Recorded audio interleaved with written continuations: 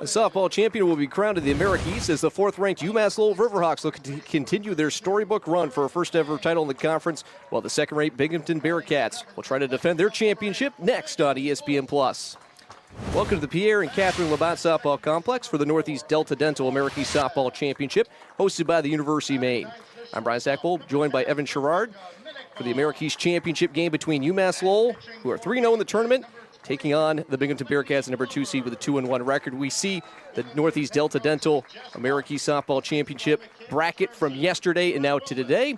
Riverhawks winning their first game, beating the Binghamton Bearcats to punch their ticket here. Well, it was a 10-1 victory for the Bryant Bulldogs, or for the Bearcats over the Bulldogs to punch their half to the championship game here today. Well, let's look at some key players to watch, and we have two really incredible players, Maddie Dodig for Binghamton and Elizabeth Neild for the UMass Lowell Riverhawks. Yeah, Neild has been sensational all season long, and today I'm looking at her batting in the leadoff spot to get the tone set for UMass Lowell. The fifth inning's been a big part of their game in this tournament. Can they get it going earlier? And for Dodig, she had a triple yesterday in the second game that Binghamton played, having to get that win over the top-seeded Bryant Bulldogs. Can she continue her stride today? Those are the players to watch, and we are about ready for an incredible championship game, which is coming your way next on ESPN+.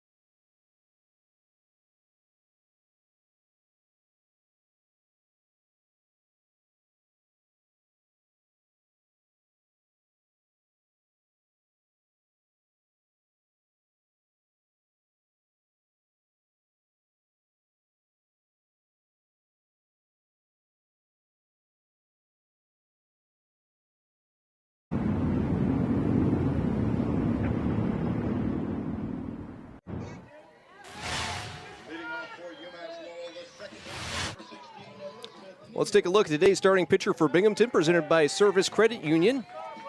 It's Delaney Glover, making her fourth appearance with 11 innings pitched in the tournament, a sparkling .64 ERA, and she has been the star in the circle for the Bearcats this week. Certainly has had 3 innings pitched, only allowed 1 hit after Olivia Kennedy allowed 4 in Game 1 between these two teams yesterday. Already up in the count, 0-2 is Glover. Service Credit Union, the official credit union of the America East. Riverhawks unblemished in the tournament so far, hoping to continue that ride on championship Saturday. Elizabeth Neild, the second baseman, will foul that one to the netting and staying alive at the dish. What a presence Neild has been for this offense. You see the stats there. She's one of the hitters that's well into the 300s, and they're going to need her production to beat an offense as good as Binghamton's. And importantly, too, as you talked about, that fifth inning, they want to get going earlier here today. And that's exactly how to do it. One hops in front of Megan Wolf, And a leadoff single for Neild and the Riverhawks as we are fully underway from the Northeast Delta Dental American Softball Championship game. And that is already a good sign. Yesterday took a while for UMass Lowell to get going. It has taken a while in this tournament to do so. With that base hit, they break that streak of 1-2-3 first innings. Here's Tianais Santiago, who is the star in the second game for the Riverhawks versus the Bryant Bulldogs, going yard twice, hitting over 500 for the tournament so far. First pitch swinging, lofting up and ranging in, but not in time is going to be Maddie Dodig. Back-to-back singles, and the Riverhawks are rolling in the early stages. Yeah, Santiago, another player in this lineup. Hard to pick two between these two teams to focus on, but Santiago has been a hero all season in big moments. Riverhawks clad in their blue uniforms with the red and white trim, numbers and letters. White tops and green pants for the Binghamton Bearcats, who are the home team today, even though they came from the other side of the bracket. The higher-seeded team gets the home designation, and Quintaniza, the designated player today, will take a pitch high for ball one.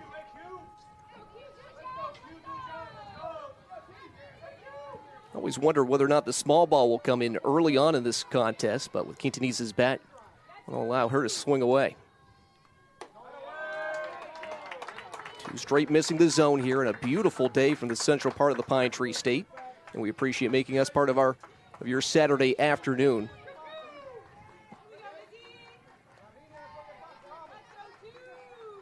Big pitch from Glover. Bunt shown, popped up, will hit the netting, and the count will be 2-1. So this is a spot, especially early on in the game, that can make a big difference. Runners in scoring position. Already got a runner on second base. Yesterday, UMass Lowell only left 6 on. Slight breeze out towards center field currently. And this one sent high, deep, back, and that is going to be off the scoreboard. A resounding 3-run shot by Isabel Quintaniza, and the Riverhawks are rolling in the first 3-0.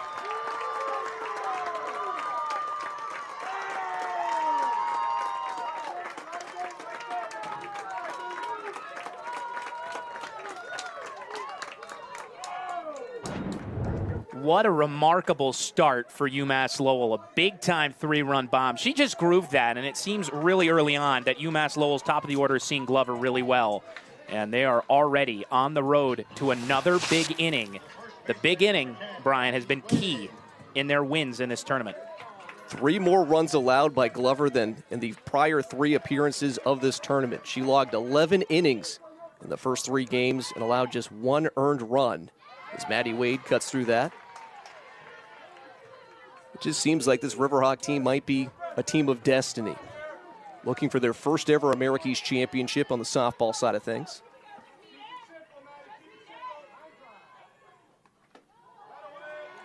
Took a little off that to Glover. And that's going to be outside to even the count at 1. Well, every now and again you get a team like this who they lost 4 in a row down the stretch coming into tournament play. They've won 3 straight, and they've looked unbeatable. Sometimes you can never predict what's going to happen in the playoffs. And right now, UMass Lowell, as a 4 seed, has beaten the best to get here. Always the question, you want to be the best team in the conference, or you want to be the hottest team come tournament time? And I think the latter is always the better option. Though a young squad for the Riverhawks, when you look at the lineup, so many underclassmen littered among the starting lineup, too. This is a team that could dominate for years to come. 2-2 pitch from Glover. This is high, and the count will be full. So this is a spot where, as a pitcher, you just want to try and start throwing some strikes. I know you just gave up that 3-run home run and back-to-back hits to start the game, but once you start to see your defense behind you help. And that one clings off the light pole off of the distance. Everything can get easier once the defense shows you, all right, I've got your back. And for the Bearcats, they just desperately like to get an out. Starting off with 3 straight hits, including one, a 3-run shot. Grounded down the line. The sure-handed Rachel Carey will grab it, but it's to the left side of the third base line. Also notably, the approach for UMass Lowell right out of the gate is not one of patience. They know that they're hitting the ball well, and they're going up and attacking the baseball rather than looking it in passively. This game far from over. As this one inside. A walk drawn by Matty Wade. Binghamton, one of the best offensive teams, not just in the conference, but in the Northeast in general for college softball. This is a team that can bounce back. We already saw it a day ago in the same team matchup. So you see that one missing low and inside to Wade. Well, what's been so incredible about UMass Lowell, especially against Binghamton this year, is during the regular season, they got clobbered by them. They were outscored 17-4 by Binghamton, and they had a 4-3 game yesterday. So maybe you were thinking that this could be a low-scoring game as well if Binghamton can keep UMass Lowell down. UMass Lowell's got great pitching, but right now we are seeing the start of a game that could go very differently. Another dangerous hitter in the form of the catcher, Julia Rowley, now stepping up to the plate. She cuts on the first one and fouls it out of the stadium. Rowley for the tournament hitting .364. One of many different Riverhawk players that have just absolutely killed the ball.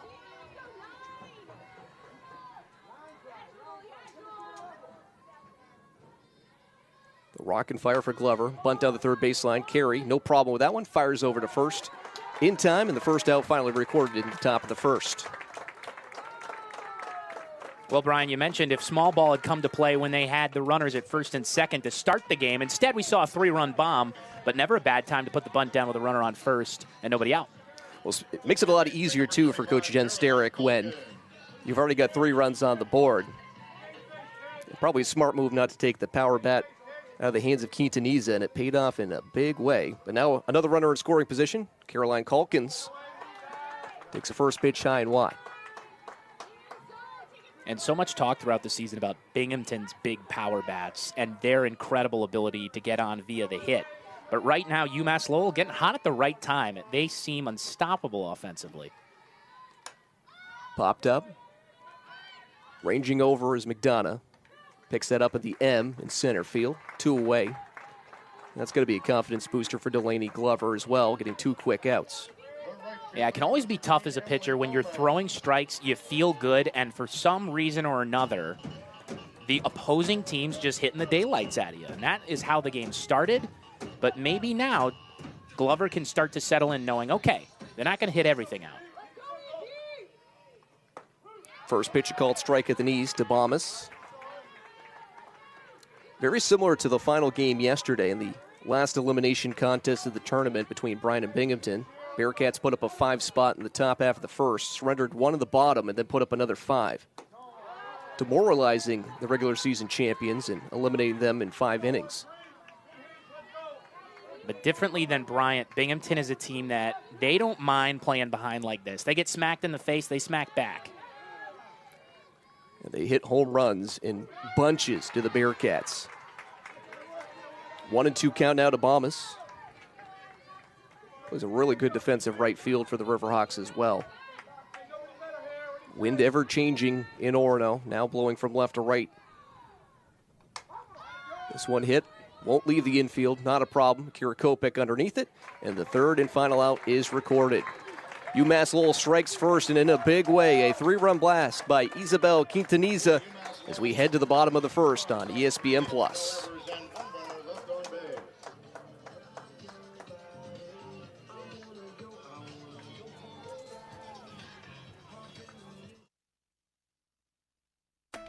At Northeast Delta Dental, we love to see people smile. And as the leading provider of quality dental coverage for Maine, New Hampshire, and Vermont, we're committed to helping entire communities smile. Whether it's through education, supporting our veterans, or giving and volunteering, we're helping to make our communities even stronger. Learn more about Northeast Delta Dental at nedelta.com. We think you'll find a lot to smile about. At Service Credit Union, we believe that your life is a story. And like most stories, every chapter brings something different. A new adventure, a new calling, a new hero, and even a new beginning. No matter what page you're on, we'll be with you. Service Credit Union. At the break of dawn, our conference awakens, and champions will rise, pulsing like a battle drum, steady and unyielding, ready to face any challenge through grit and resolve. Out here rises the heart of the tenacious, fueled by conviction and driven by commitment to team and alma mater. This is our battle cry that rings out through the generations. The sun rises in the east, so does our march towards greatness, which has only just begun. This is the America East.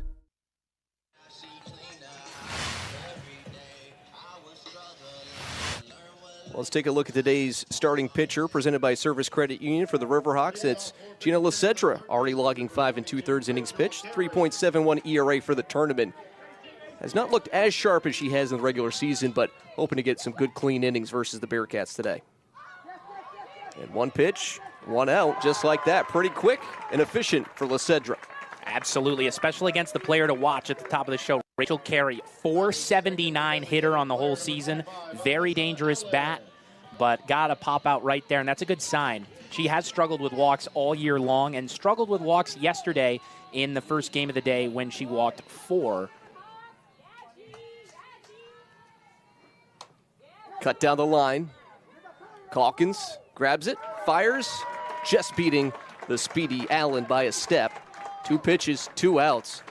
And this is like a dream for Riverhawk fans right now. Absolutely. Just thinking about keeping it up. It's so early, and in games like this where a championship is on the line, both sides are taking it one pitch at a time because you don't want to get your head too far ahead of you when there are so many stakes on the line. It's hard to even get the batting order in, too, as how quick and efficient these teams are hitting for UMass Lowell. Hitting with a ferocity, but for the Bearcats right now, they're just being overly aggressive as Darren McDonough steps in, already down to the count 0-1. Well, at the very least, we can tell you the first 6 hitters in this Binghamton lineup batting over 300 on the season. The accolades just littered across this lineup. It's McDonough, 4 for 10 in the tournament, 3 runs scored, 2 walks drawn as well. Has struck out 3 times, but a very solid bat hitting in the 3 spot for the Bearcats. This one misses outside, 1-2. Well, this kind of game, based on the regular season, would favor Binghamton. An offensive showcase is one they rarely use, but with how the Riverhawks have been playing, it's possible that this is right where they want them, especially with how good their pitching's been. It's been far and away the best in the America East this season. The reigning champion Bearcats trying to reclaim the crown and take it back to Vestal, New York. But some work to do early on in this one. Sliced down the line, but will be hooking foul. Good chase given by Ella Van Alstyne.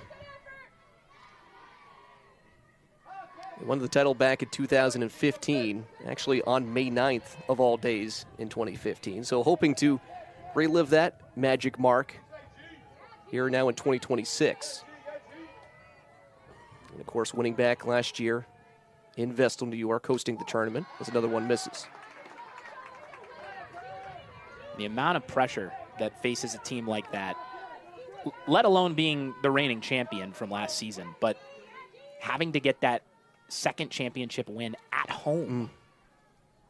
Swing and a miss. First strikeout for Lecedra, who puts the Bearcats down in order in the first.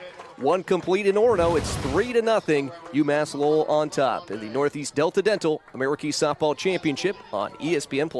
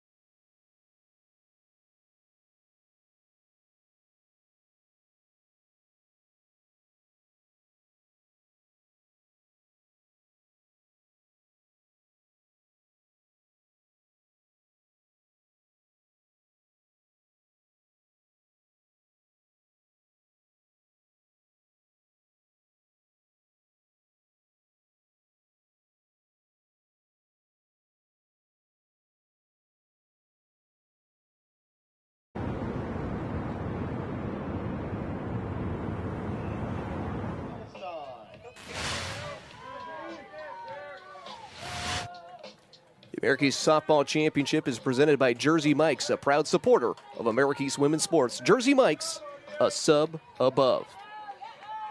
8-9-1 batters due up for the Riverhawks. Van Alstyne first to the plate on the left side. And again, aggressive. Though this time a foul ball. UMass Lowell's been swinging first pitch virtually every at-bat to start the day, and it has come out in their favor so far. Both teams were pretty aggressive out of the gate. Binghamton, it didn't work as well as it did in the top half of the first inning for the Riverhawks. As a nice off-speed pitch right over the heart of the plate. Changing speeds, changing levels, and Van Alstyne quickly down the count 0-2.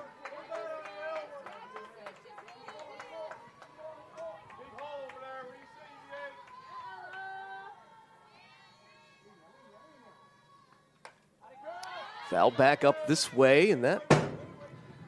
I've always remarked too, Evan, that of all the years I've broadcast softball or baseball, I've never had one be able to be catchable in the booth. Yeah. That was probably the closest Very one I've close. had. What was that, Yeah. 3 feet to your left? And all we needed was just Jonah not here today. I know. Fortunately. I know. But congratulations to Jonah Smith. It's another one fouled away. Graduating from the University of Maine today and doing an excellent job all tournament long. And we're just gracious to have Evan here in the booth, too, to fill in while he gets to enjoy his day. The best is yet to come, Jonah. The best is yet to come. 0-2 count coming up. This one in the field of play, ranging back to the track. Off the glove. Didn't have enough to get out, but Matty Dodig can't handle it, and it's a leadoff double for Van Alstyne. And the second inning bringing much more of the same from the first. Well, in the first inning, we saw a 3-run home run, just the second of the season for Quintanilla, and now here on this play, you see just the 7th double of the season for Van Alstyne. UMass Lowell, the book on them, great pitching team. Offense comes in bunches, usually not via the power hitting, but today, it's been there. It has been there in spades. Now the number 9 hitter, Spinello Branch, stepping up to the plate. She's got some speed. And a beautiful bunt. That's going to be in no man's land. Oh, just a push bunt, basically right to where the shortstop, Minnickbach, had been. But on the wheel play, there was no one there. And now runners on the corners. And so often on plays like that, you got the infield in, weird arrangement. It bunts right by the third baseman, and that is just so tough. Another early mound visit now coming up after UMass Lowell has ambushed Binghamton for 4 hits.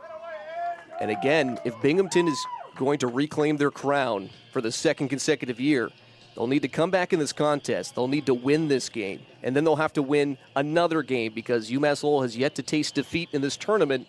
All they have to do is win one game today, and they are champions for the first time. And one of the traits of a champion is winning games that you're not accustomed to winning, playing any style of play. And UMass Lowell is showing right now that they're capable of it early on in this first game of the day. And if they keep it up, they'll be champions for the first time in the school's history in the America East tournament. They have gotten to the mountaintop a couple of times, but have never won a championship. This is their first title appearance since, ironically enough, 2024, the last time this venue hosted the America East Softball Championship. They ran into a buzzsaw with UAlbany, the Riverhawks, in that day. Back to the top of the order, Elizabeth Neal. Check swing, called a strike. Single to lead things off, and then later scored on the 3-run blast by Quintanilla. This is going to be a telling time for Binghamton. How do they respond with back-to-back innings with trouble on the base paths? Popped up, hooking foul. Nice chase given by Lauren Payne. And that's off the camera well. Good news for Glover, she's up in the count again. It's about trying to get the outs consistently. Softball, such a mental game, specifically for the pitchers as well, too. Especially with how fast it works. In baseball, you have a lot more time to think. Sometimes that can be to your benefit in softball, working faster, but other times things can begin to compound because you're not getting enough time to really reset yourself. Yeah, it's such a fast-paced contest. And this one's zooming by already. The 1-2 pitch off the end of the bat, and again to the netting. So clear how well UMass Lowell is seeing the ball in this tournament, and to start the day the way they have in this game is huge. They've had big innings in late stages of games, especially in the middle innings in the fifth. But to start like they have today, that's exactly what they needed. This one looks to be playable in foul territory, but in an awkward spot for Payne and Dodig, who had to traverse quite a bit of turf to get to it.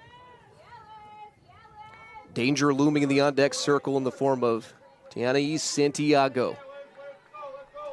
She won yard twice earlier in the tournament against number 1 ranked Bryan at the time. And after her is Quintaniza, barring 3 outs recorded prior. Nield sends this one high, deep, back, and it's off the wall too. 1 run will score. And Spinello Branch will go from first to third, even though a delayed reaction, and will replicate the same situation. Runners at first and third, but another run on the board. It's now 4-0 Riverhawks. So now in this spot, you have a tough decision to make if you're Binghamton. You've had a couple plays in right field that have been really close. Dodig's had a lot of trouble trying to track those balls down when she's having to get her bearings with that wall. But when do you go to the pitching substitution? Because you don't have any room for error in losing.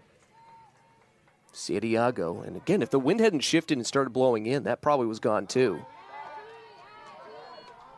Santiago taking the first pitch.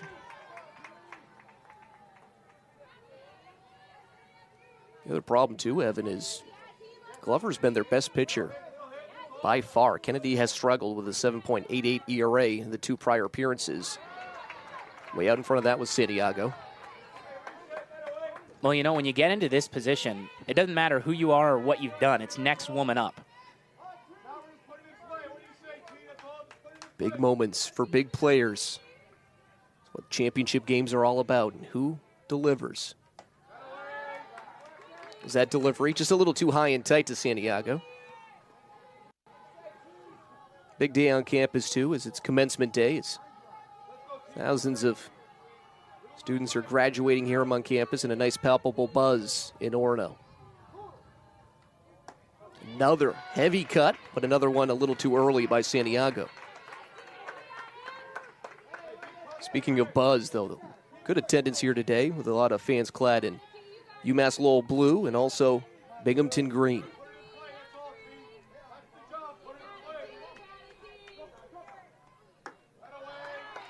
Another one missing. Count will be full. There's an opportunity now for Neal to maybe get a little extra jump on this one over at first base.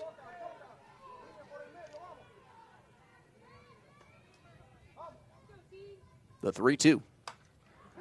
Hit towards the left. That's going to drop. Another run will score. Now make it 5-0. Riverhawks as an RBI single for Santiago, as she now has 2 base hits in 2 innings. Well, those are the exact kind of plays you need to get to come up on your end if you're going to win big games. Right there, full count, fought it off, late swing, opposite field, fair territory, bloop hit, RBI. Glover's day is over with just 1 inning logged in the circle. As we'll step aside, come back with the details on the new Binghamton pitcher when we come back on ESPN+.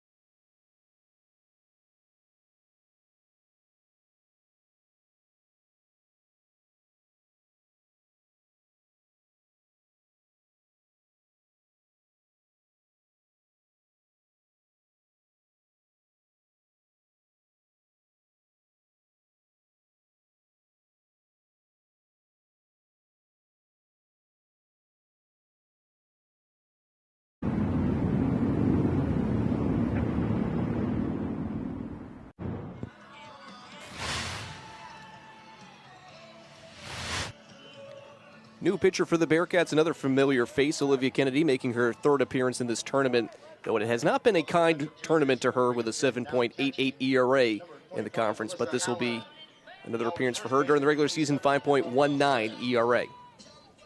And in game one between these two teams yesterday, Kennedy was the starter and Delaney the reliever. And Delaney went 3 innings of 1 hit ball, no runs. Could it flip here after Kennedy allowed 6 hits and 4 runs, all earned yesterday? Coach Jess Bump is hoping that will be the case. First pitch missing low. UMass Lowell baseball team again making the trek into this Pierre and Catherine Labatt softball complex before their game versus the main baseball team later on this afternoon. Victors yesterday against the Black Bears. And they're hoping to take a whole bunch of wins back down I-95 south into Massachusetts.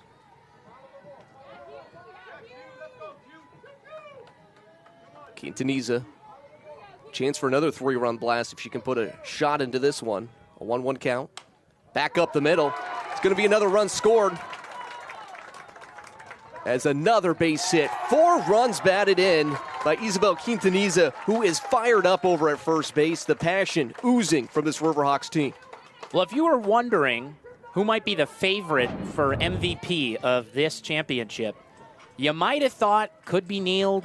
Maybe it's going to be DeCitas if UMass Lowell wins. All of a sudden, out of nowhere, Isabel Quintanilla, 4 RBIs, a 3-run home run, and an RBI single in this game, making her case.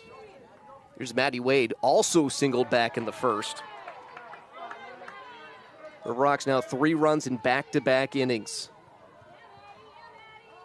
And what seemed unthinkable, the 4th seed out of 5 teams in the tournament field, getting closer and closer with every batted ball, every pitch thrown, every out recorded in the field to getting that first ever Americas Championship. Though still a ton of time in this one. And Binghamton hoping there's a second contest when all is said and done. Hitters count. Wade will take one outside.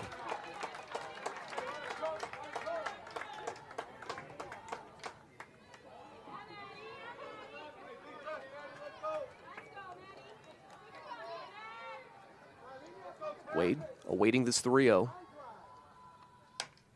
And she gets the green light. Fielded by Kennedy, though, throws it right into the ground in time to get Santiago. And I don't think they're going to challenge this one with a video replay, as it looked like it was going to be a disaster for Kennedy, but somehow the ball bounced in just a perfect direction.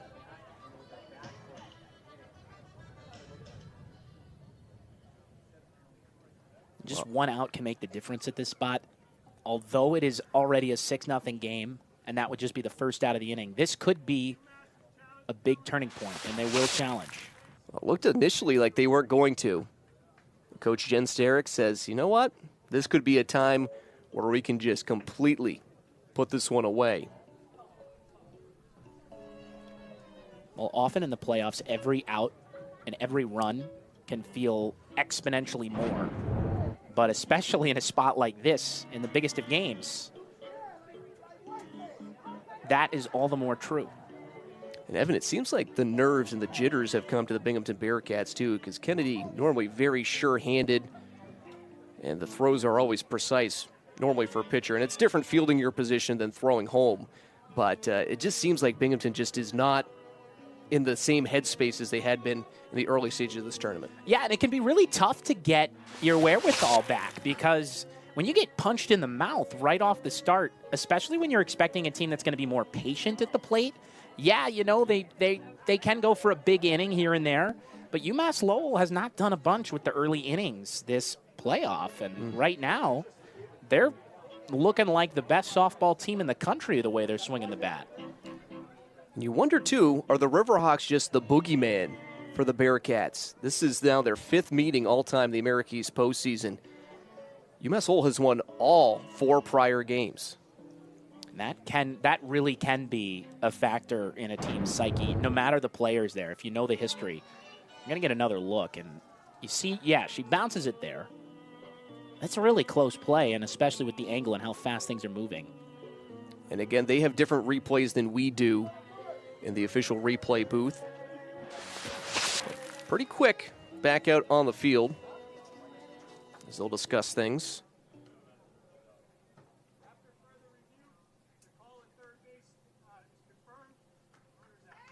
So they actually confirm the call, which means they had conclusive evidence to say, yep, that call was right on the field. Stan Abramovich, home plate umpire again for this one. Robert Bloss at first base, and Peter Soprano made that call at third and did an excellent job. So Santiago is gunned down at third by way of a force out. Quintanilla at second base. Matty Wade reaching first on the fielder's choice. And now here's Julia Rowley.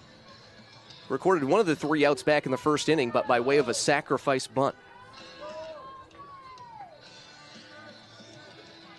Now running at second base for UMass Lowell, number 20, Callie Stubbs. Callie Stubbs now stepping in. Catcher, Julia Rowley. She will run. Has the lone stolen base for the Riverhawks of the tournament. As Rowley takes the first pitch low. Rowley is part of the reason why UMass Lowell's lineup, although not the best during the regular season, is extremely balanced. She leads this team in doubles among the starting lineup, and she's batting in the 5-hole. Oh, what a breaking ball there. Right at the knees to even the count at 1. Of the 4 Americas postseason matchups between these two teams, albeit all of them going to the Riverhawks, there was only one game that wasn't decided by 1 run. 2 of the games, is this one grounded back. Minik Bach has no problem. The turn, not going to be in time, but they do get the runner at second base in a crucial second out.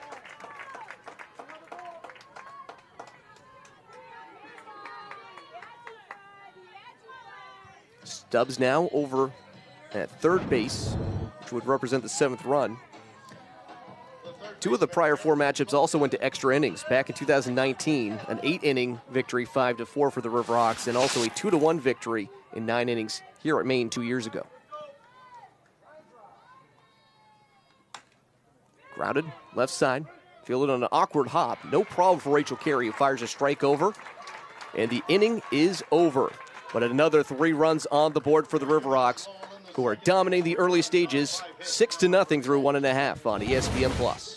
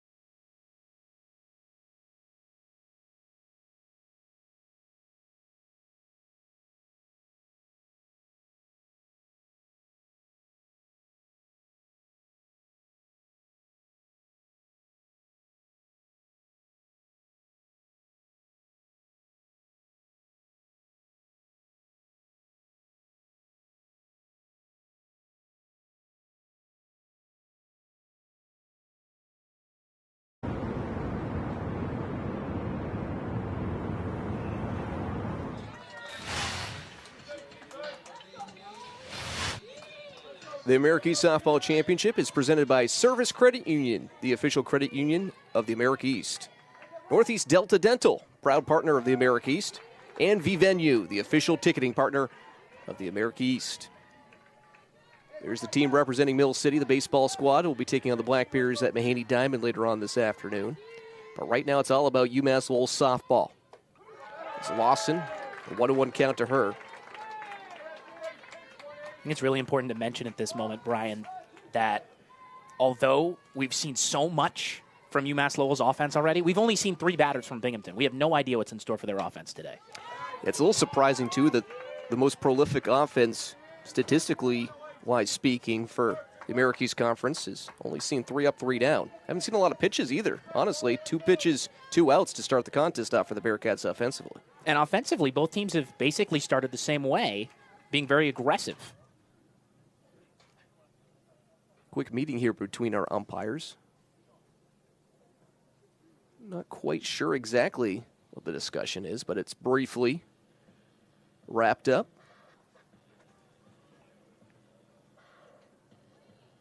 Must be something going on down that left field foul territory side. Oh, back underway nonetheless.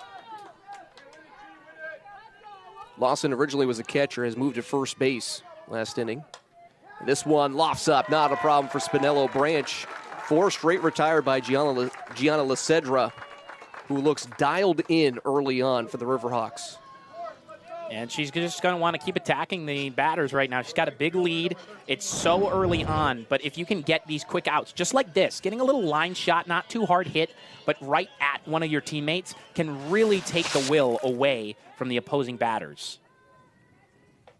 Dodig takes the first pitch low. One thing even back in my playing days, too, I loved as a fielder in the infield to have plays coming our way because it meant that you stayed active. You didn't drift. Less mental mistakes. And they're getting a workout here today. Check swing. The appeal down to Peter Soprano. And he says she did not go. I think that goes both ways here, too, because how often, or rather than often, how long the Riverhawks have been batting for in the first 2 innings. Their defense, they haven't been standing out in the field very much. Another one just missing as Lecedra's been dancing around the strike zone, but hasn't found its way through the strike zone. So in one way, that's great because you're active at the bat rack, you're moving around, you're focused. But also, you haven't really seen the ball very much. You're still getting your bearings about. Get me over fastball, and it's a good one on the outside black. Well, Lecedra has been shaky at moments in the circle. She has been way more confident and efficient in the early stages of this one. Another one fouled away, and she's gone from 3-0 and worked her way back to a full count as number 18 in blue. And when she's on, one of the biggest differences is just her attacking hitters. When she attacks hitters, she gets outs. And yeah, sometimes you're going to give up the big fly. But if you give up less runs and you use fewer pitches, that's always better. Off the bat, ranging back now over Van Alstyne. No problem for her by the line. 2 up, 2 down in the bottom of the second. 5 straight recorded outs for Lecedra. So now at this point, 5 of the 6 batters in this Binghamton lineup that are hitting over 300 have gone down with relatively little fight. That was a good at-bat by Dodig, but not the result you want. And those results are amplified when you're trailing by 6 early on. Called strike inside. Tough pitch to hit even with a swing. It's Lauren Payne now the designated player in the roster for Binghamton as she shifts from first base now into more of a hitting role. And quickly down the count 0-2. I think in this spot, Brian, this is where a general tenet of greatness in all facets of sports and life comes to play. When you know what works, but it isn't working, and you don't have a lot of time, what do you do? Do you stick to your approach or do you change it?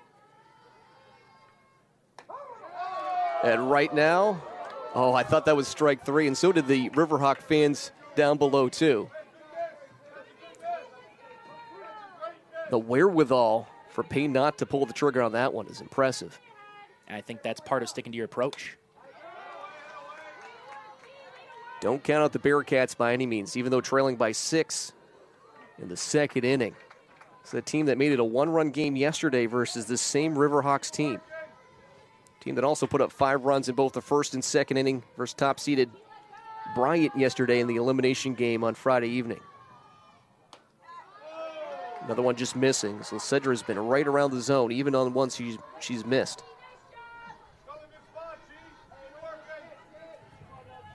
And Payne certainly seems to be taking that mindset of just taking it pitch by pitch. And that one will be the first hit for the Bearcats. Payne rounds first, but will retreat back to the bag. As defensively, the Riverhawks doing a great job as well, getting that ball back into the infield, but finally some confidence now moving for some offensive momentum for the Bearcats. Outstanding by Lauren Payne to slow down a game that's been going at 100 miles an hour for Binghamton is huge, and she just did that, albeit with 2 outs. Even if nothing comes of this, Binghamton will have a little bit more confidence knowing, okay, we can get to her, we can see the ball, we can slow it down, we can play at our pace. Rowley comes out of the crouch to get that one. First one misses to the number 7 hitter, Megan Wolf, patrolling left field for the Bearcats this afternoon.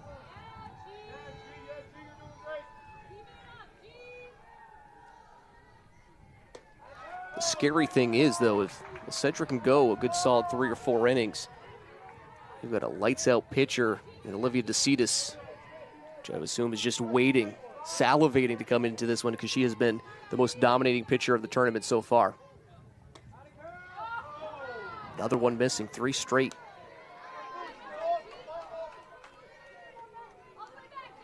That's the other factor we haven't even talked about yet, is Olivia DeCitas waiting in that bullpen.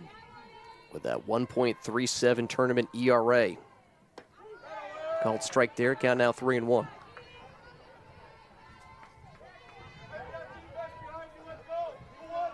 Right now she's resting after logging 15 1/3 in the circle.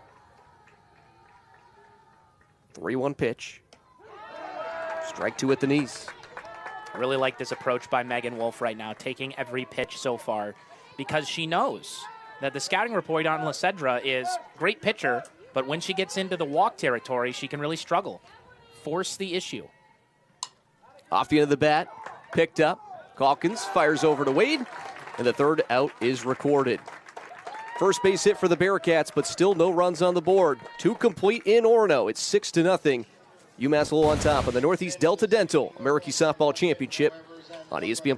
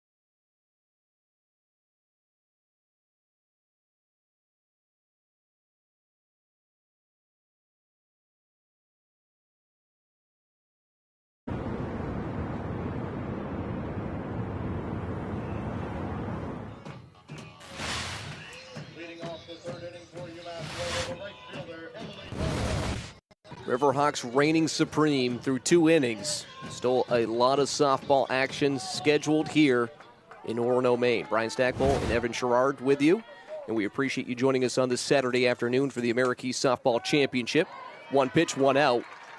A sure-handed play by number 27, and Lauren Payne to make the first out of the inning. That's exactly what you want to see for Binghamton, an unassisted play over at first base, 1 pitch, 1 out. The polar opposite of what they'd seen through the first 2 innings. Yeah, just nice play, sure-handed. They've gotten a lot of work out there so far. Another 1 pitch. This one's going to eat up Kira Kopak, first error committed of the championship, and Riverhawks again with a runner on first base early on in an inning.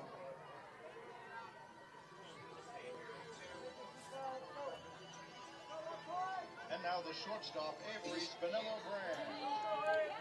Here's Spinello-Branch. After Van Alstyne reaches first base by way of an error. He had a run scored and a single back in the second inning. And the first pitch will be missed outside.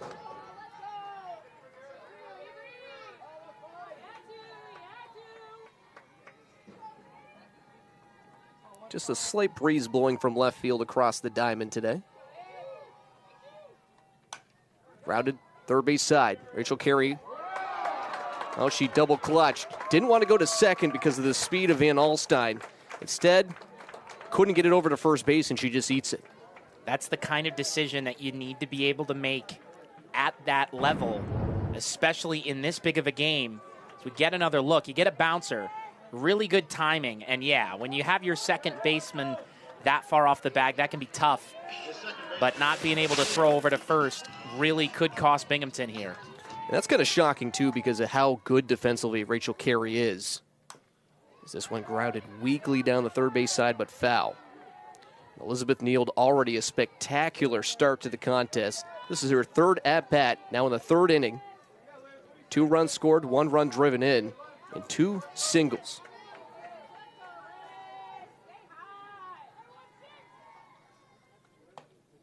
Check swing. Quickly down to the count 0-2. And she just needs one more hit, and she will reach 50 hits on the season. She has been stellar. Seems to be all but a predetermined statistic achievement for her. You have to imagine she'll come up at least 1, maybe 2 more times in this contest.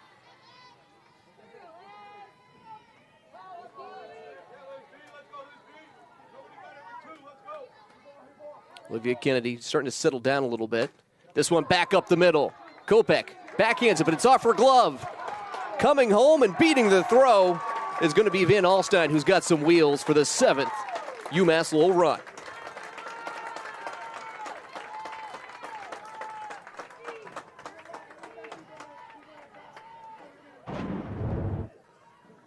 Well, there's the hit she needed to get to 50, and in that spot, that fielder's choice does come back to bite Binghamton for another run as they fall further and further away from forcing a game 2. And Kennedy has looked better than she has in some other outings. It's just she's run into a buzzsaw that is this Riverhawks offense. And it doesn't get much easier. With Tianais Santiago at the plate, also 2 for 2 on the afternoon. And then looming in the on-deck circle is Quintanilla with 4 runs batted in. This one hops in the glove. Kennedy underhands it. Over to Payne, 2 away, but both runners now move into scoring position.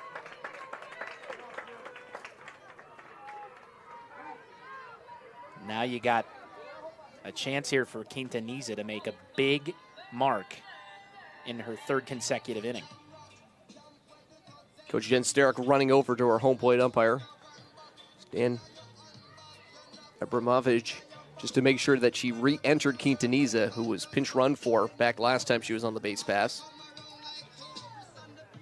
This is the 3rd time today that Isabel has come up to the plate with 2 runners on the base pass.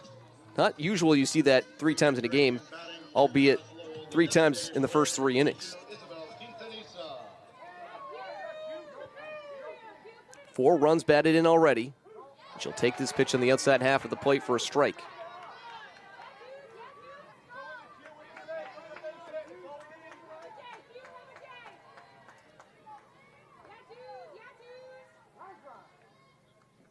This one missing outside.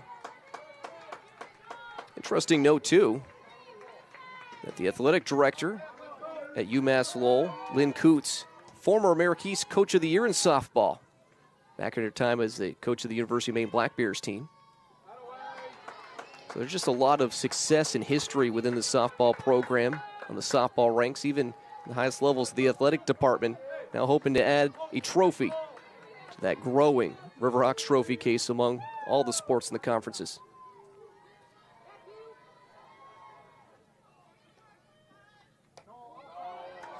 Another one missing. A dangerous situation now for Kennedy. First base is open. A favorable hitter's count to the dangerous Quintanilla. Quintanilla is already having arguably the best game of her collegiate career, a career high in RBIs already with 4. She won't get one here, but she'll be on the base path for the 3rd time today. Well, it doesn't get any better in terms of who you're facing, because now Kennedy's going to have to deal with Maddie Wade, who is no stranger to leaving the yard. 3 home runs this season and 7 other extra base hits, 2 of them triples, 5 of them doubles. Wade had struggled a little bit in this tournament. She entered the day 1 for 9 at the plate, already with a single today, but not hitting up to her normal standards.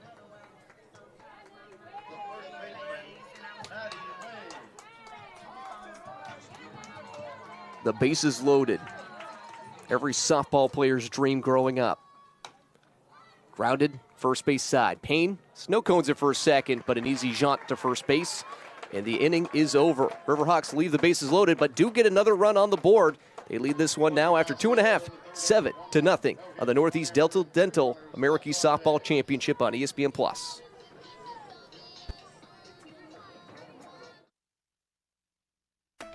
At Northeast Delta Dental, we love to see people smile. And as the leading provider of quality dental coverage for Maine, New Hampshire, and Vermont, we're committed to helping entire communities smile. Whether it's through education, supporting our veterans, or giving and volunteering, we're helping to make our communities even stronger. Learn more about Northeast Delta Dental at nedelta.com. We think you'll find a lot to smile about. Ground yourself in this moment. What do you smell? What do you hear? That's the sound of a juicy steak with 10 essential nutrients like protein, iron, and B vitamins to support your wellness journey. Now that's my kind of aromatherapy. The nutrition you need, the balance you crave. Together, we bring more. Beef. At Jersey Mike's, they slice your order fresh right in front of you. And let me tell you, watching that can send a rush of emotions through a person. Excitement, baby-like wonder, anticipatory chewing, nervous pacing, happy claps, and finally, jealousy, because that's this guy's sub.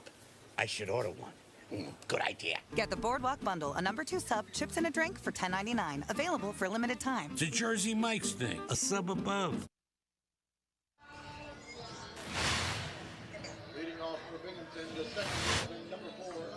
Welcome to Pierre and Catherine Labatt Softball Complex for the Northeast Delta Dental American Softball Championship, hosted by the University of Maine. Bearcats looking for some offense here, trailing by 7 runs in the bottom of the 3rd inning. And hey, offense any way you can get it as Kopik gets plunked on the side. Oh, though Coach Jen Sterick is incensed right now, saying that Kopik had stepped in and outside the box on the plate to get hit by that one. Kopik, a scrappy player, but you can see Coach Sterick come immediately out of the dugout there to say, no, that shouldn't happen. And they might even review this one. We'll have a conversation first. I'm not sure if it's a reviewable one or not, but yeah, you can see her foot was outside of the batter's box. Yeah, and Coach did ask, hey, can we challenge that? So umpire crew talking it over now, and very clear that UMass Lowell is just as aware as Binghamton that every out, every pitch matters in this game. And so far, UMass Lowell has been absolutely capitalizing on every opportunity. At the voice of Evan Sherrard, I'm Brian Stackpole, and we appreciate you joining us. As this has just been a master class for the Riverhawks in the early stages. And yeah, it's hard to tell from that angle exactly as compared to an overhead view, but from my vantage point, it does look like that lead foot is outside the batter's box. It's very at least on the line. Yeah.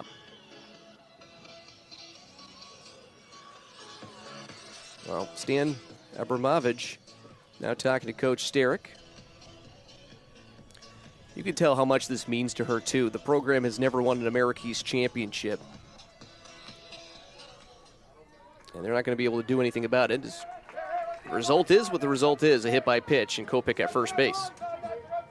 But as a coach, you always respect that the umpires, especially when you come in and you yell at them, you're upset about it. The umpires understand, hey, this is my job. We understand that you want everything to go your way for your team. We're going to talk about it at the very least. Called strike inside half. So Cedra picking up where she left off outside the hit batter. This is where you hope things don't go off the tracks a little bit if you're La Cedra. Bunt. And it's fouled back. Down to the count, 0-2. It's the number 9 hitter, Minnickbach. Plays a really good defensive shortstop, though had some struggles in the tournament early on, including 2 errors in the first contest versus the Black Bears.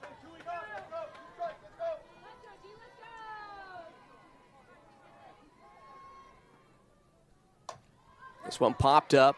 Addie Wade has to deal with Kopech a little bit, but dances around her, and the first out recorded. Well, if you remember game 1 of the America East tournament that Binghamton played, when they played the host Maine right here on Wednesday, it took them till the 4th inning to score any runs. But when they did, they put up a 9 spot. They trailed in that game at the time 3-0, and it was not looking good. This one gets through the wickets of Lawson. Kopech will advance to second with ease. Rachel Carey, very close to history in a lot of regard. She set a new career best mark for single-season home runs, as she's already plated 3 home runs this week. She's 1 hit away from matching Binghamton's program record of 71 hits.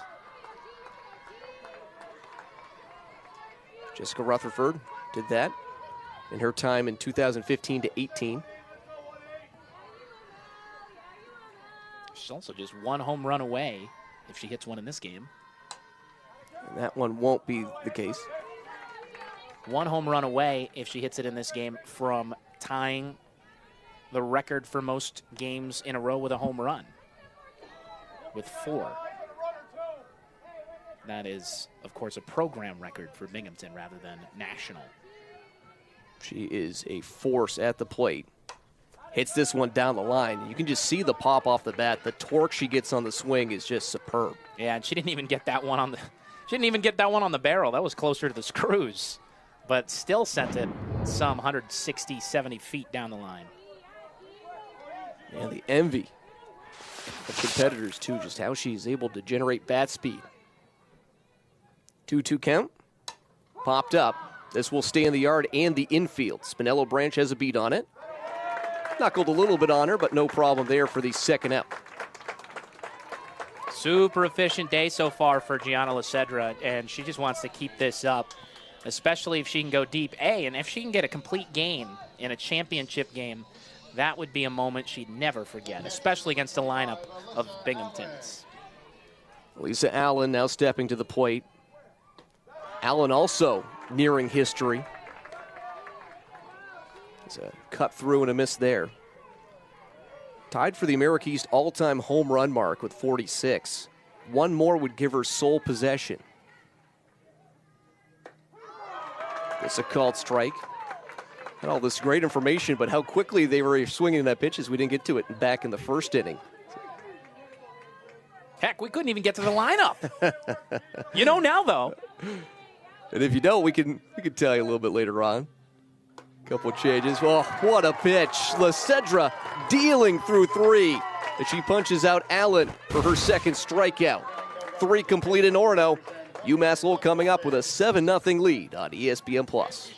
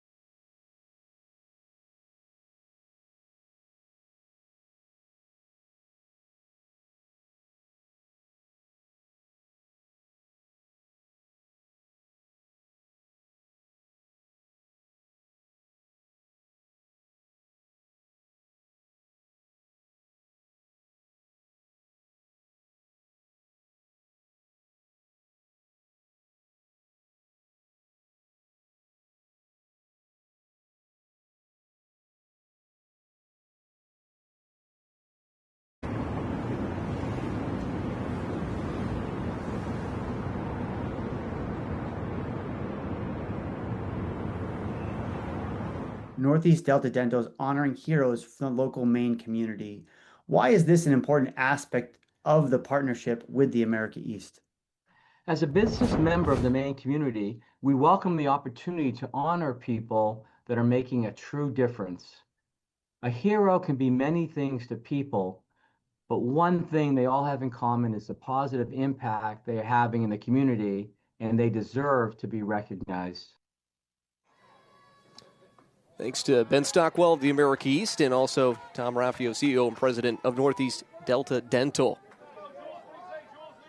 It's been all over the ballpark all week, bringing out some great statistics and information, too. America East is such a class organization, and I appreciate Ben and everyone else here from the conference. Enjoying yet another tournament here. Baseball last year, softball the year before that. It's just been a great week, too, and we avoided most of the raindrops. Thank goodness. My Lord. Rowley working with a 2-1 count, making now 3-1. Riverhawks 7 runs on the board, 3 in the first, 3 in the second, a single run in the third. But even in postseason games, if a team is up by 8 runs after, well, for the Riverhawks would have to be 5 complete, the game would be over. And that one is a hot shot over the glove of Minnick and a leadoff single for Julia Rowley. So something we haven't touched on yet today in the broadcast is the ever-elusive luck. Whether you believe in it or not, there's a phrase in baseball and a phrase in softball. That's baseball, or that's softball. And what that means is that bounce right there. Your shortstop does a Jordan-esque rise, putting everything they've got into it, but just can't quite get to the ball. It goes right over their head by maybe a mere centimeter. It's the difference between an out and a hit. And that one was a hit for UMass Lowell. Just everything going the Riverhawks' way right now. Just 1 hit for the Binghamton Bearcats offensively. 2 base runners in total through 3 innings. 2-0 count now to Calkins. On the other side of things, the Riverhawks have put up 7 runs on 9 hits. Binghamton also committing 1 error in the field.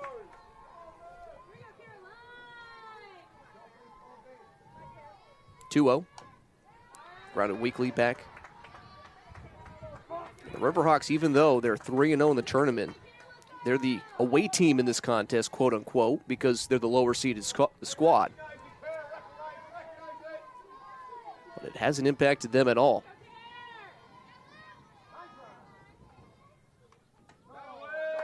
And this one misses outside, 3-1. Kennedy had settled down a little bit, but in danger of now allowing a second base runner to reach.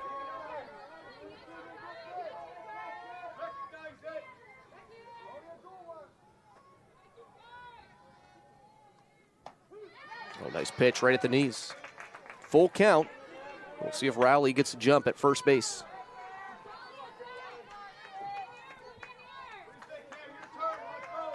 Rowley does have 14 steals on the season.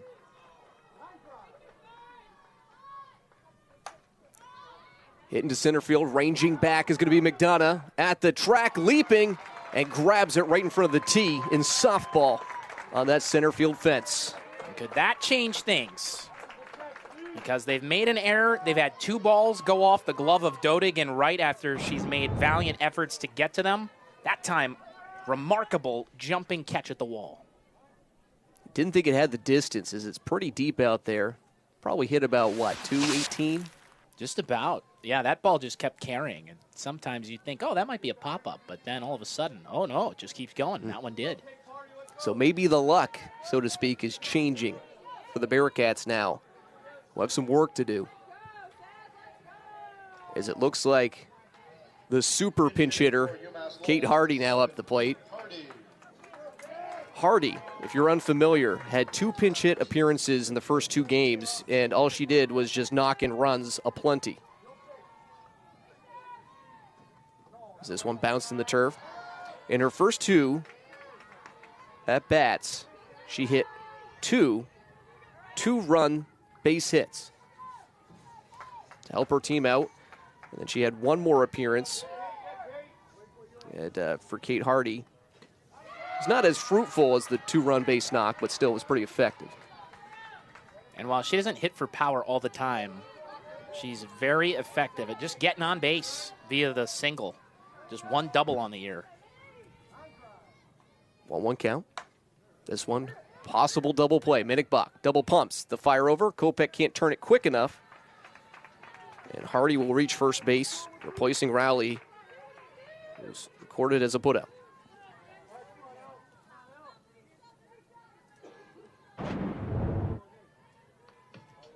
He had another look there. Nice dribbler. Tailor-made, really. Just great base running and hustling it out to get down that line by Hardy.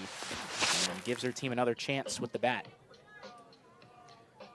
And Hardy will check out now. And Bombas will re-enter the contest. So hard to catch lightning in a bottle like Hardy had done in the first two at-bats of her tournament. Now she'll be 2 for 4, but still quite a one to remember. First pitch will miss to Elevin Alstein. He's reached base twice, scored 2 runs. One was an error committed by Kopech. The other one was a double to start off the second inning. Been a real spark plug in the bottom of this lineup.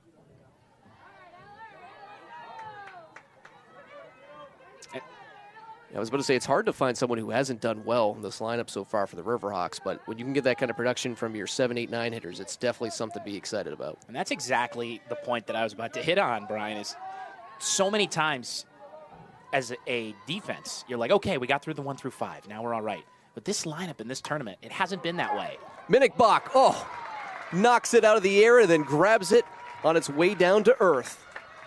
Relatively quick work made of the Riverhawks in the top of the 4th, though they still lead 7-0 through 3.5 complete on ESPN+. No errors and 1 runner left on base.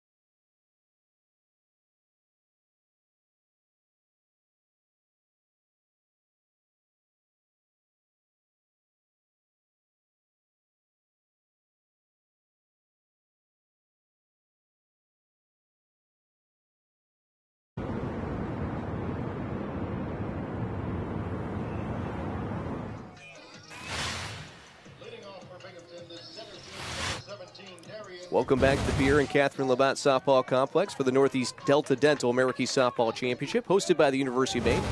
Brian Stackpole, joined by Evan Sherrard. We appreciate you joining us on this Saturday afternoon, where the Riverhawks have been dominant from the word go. 3 runs in the first, 3 in the second, a single run in the third. Finally held scoreless in the 4th. Bearcats, goose eggs through 3 innings. McDonough just second plate appearance, struck out to end the first inning. This is the part of the game where, for Binghamton, your aggressive approach, especially since it hasn't lent you any runs, will start to bite you if you don't quite see Lysedra well enough. And McDonough struggling again here in this at-bat, down in the count 1-2. That was just a nasty pitch right by the bat of McDonough. Back up the middle. No problem for the second baseman, Neal. Fires over to Wade. 4-3 on the putout. And another one down here in the 4th. Well, there's been no struggle for Binghamton to put the ball in play, but sometimes you have days like this. And especially for a team who touts that offense all around the country, You got to figure out how to win games like this, and when you're down by so much, it can be all the harder. Lawson hoping to heat up, too. She's been a stalwart for a couple of years for the Bearcats, in particular in tournaments like this. This has not been the biggest, brightest spot. Last time she lined out to the shortstop. Called strikeouts that half, even the count at 1. Top 6 in the batting order for the Bearcats, 0 for 6 today with 2 strikeouts. And that's going to hit. Second batter, Lysidra's plunked today.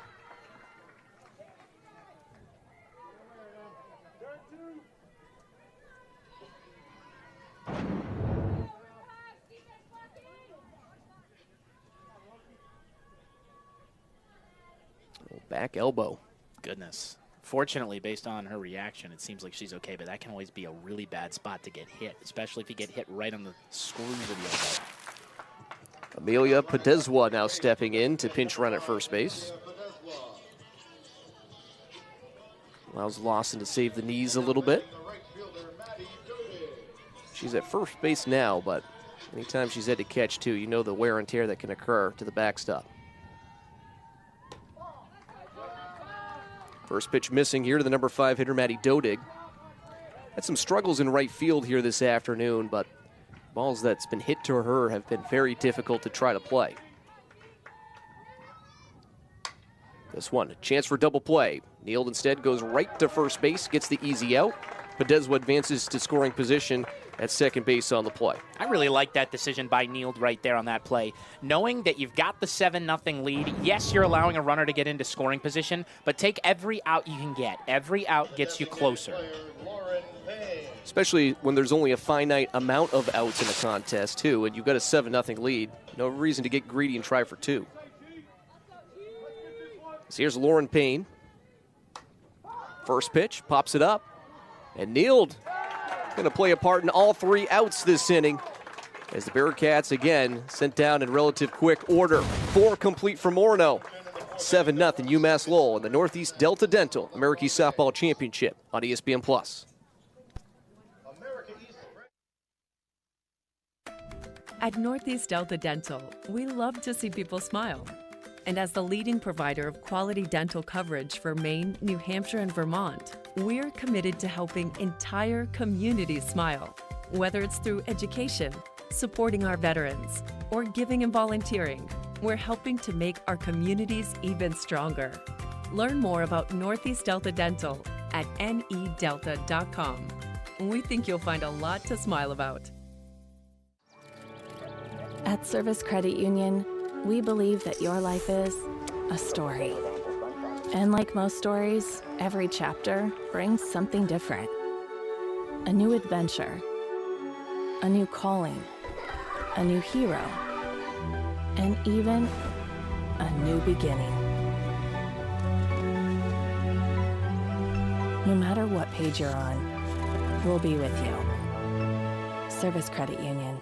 At Jersey Mike's, they slice your order fresh right in front of you. And let me tell you, watching that can send a rush of emotions through a person.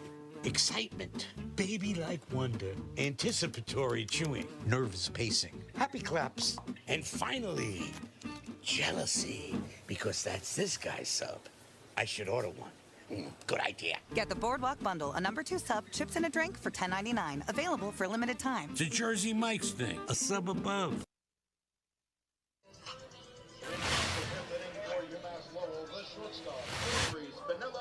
Four complete as we head to the 5th. Riverhawks reigning in this one, 7-0. 7 runs on 9 hits, no errors committed in the field. Just 1 lone hit surrendered by the Riverhawks starter, Gianna Lysidra, to this point. As it's 9-1-2 due up by the Riverhawks. Spinello Branch 2 for 2 in the 9 spot, just showing how good UMass Lowell has been here on this championship Saturday.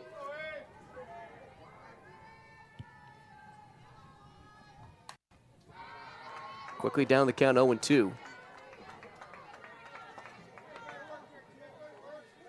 Anytime as a team you put up your best game of the year in the final game of the year, you're going to be so happy because it's so hard to execute all during the season in practice and then in the games.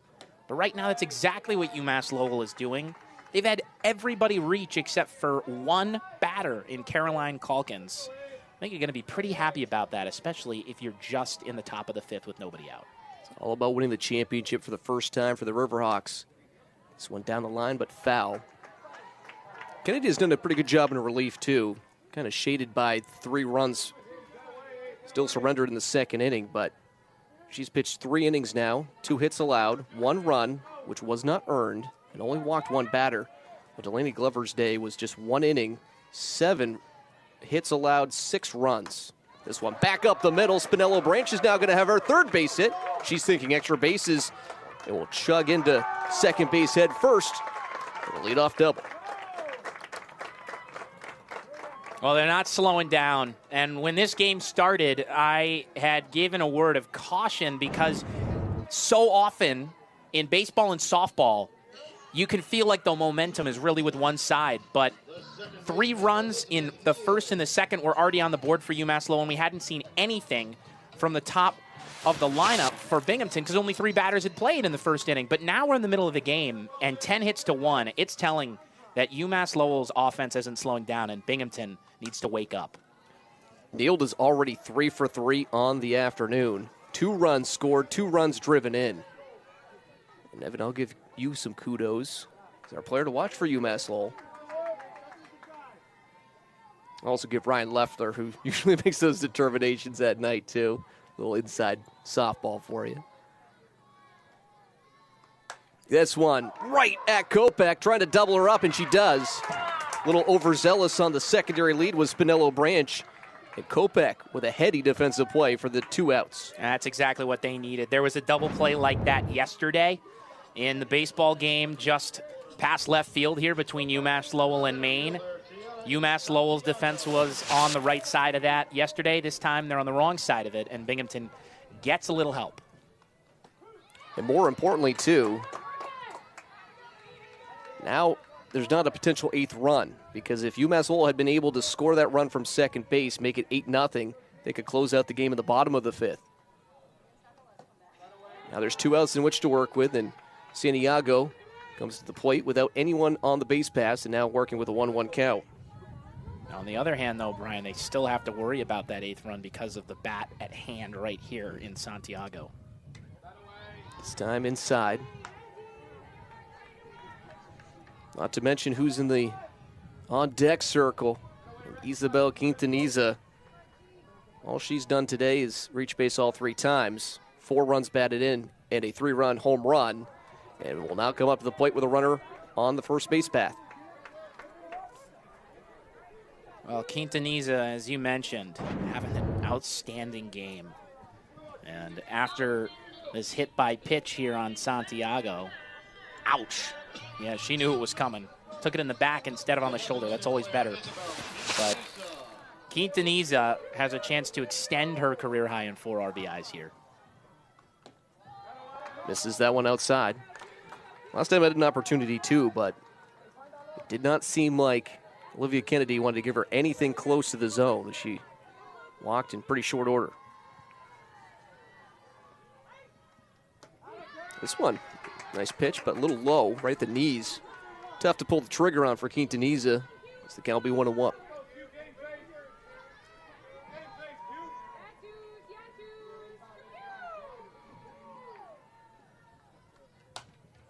Rifle down the right side, but foul. Beautiful day here.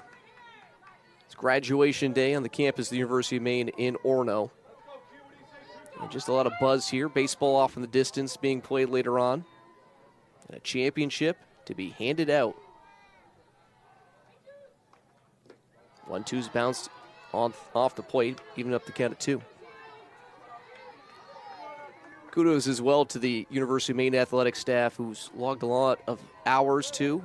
Maine first team eliminated, but the athletic department playing a lot of roles and wearing multiple hats. Another one fouled back to the net. We had Ryan Taylor, Maine's athletic trainer, was running our first base camera in a game yesterday. Simon French, who's one of the best creative guys in not just the University of Maine, but in the business, ran camera for a couple games as well throughout the week. Check swing, she holds up. That one misses high. Count will be full. Man, it's just everything offensively for UMass Lowell today. The power, the contact, the discipline. Big pitch here to the dangerous Quintaniza. Hits it back up the middle. Minnickbach fields it cleanly, fires over to first. An easy 6-3 put out. And the Riverhawks are retired in the top of the 5th. Bearcats looking for runs. The bottom of the frame when we come back on the Northeast Delta Dental American Softball Championship on ESPN+.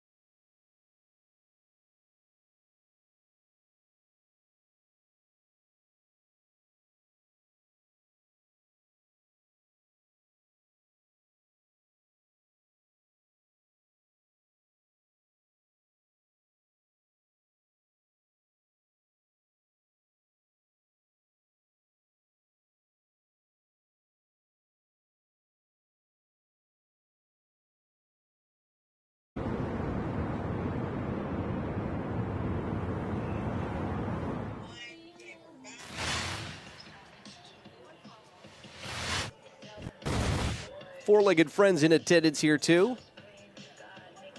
And that furry one's enjoying this one because the team it's rooting for is on top by a 7-0 clip. Bearcats, though, explosive offense. And the 5th run had been very fruitful to the Riverhawks, though. They put up a goose egg in their frame. Wonder if maybe that 5-inning rally can transition to the Bearcats here, trailing by 7. Well, they certainly need it.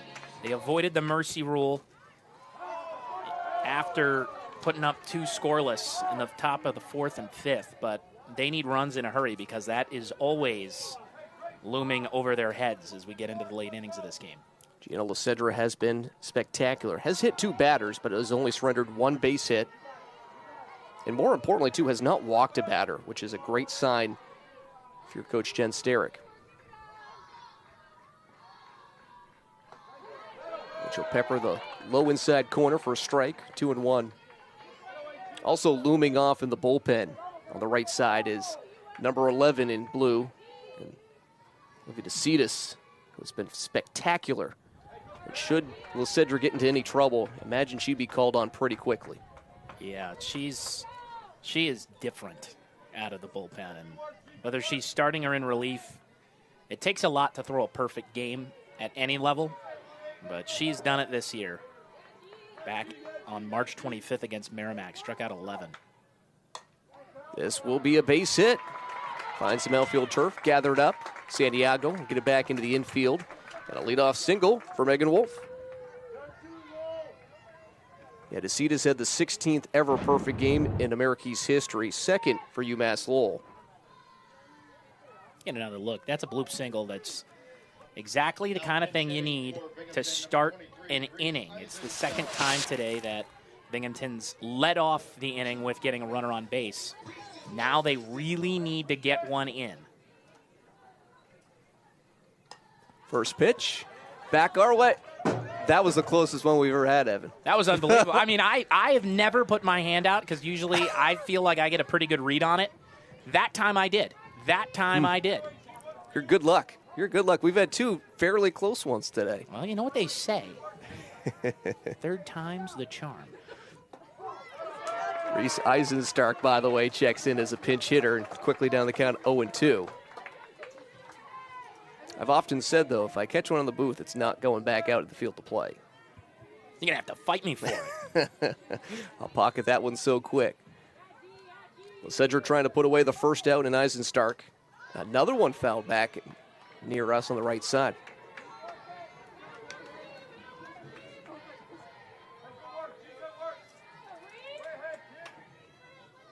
Wind blowing again from left to right. At a moderate clip. Cedra. A waste pitch outside, seeing if Eisenstark, fresh off the bench, would swing at that one, but she does not oblige. And this is a really good time to change your approach. If you're feeling aggressive, be a little bit more disciplined and take more pitches, because Cedra had been humming right along. But if you can get her into the 15 to 20 pitch range more in this inning, you might knock her out right like that and bring in some more runs to get DeCitas in this game early and get your best chance to hit her.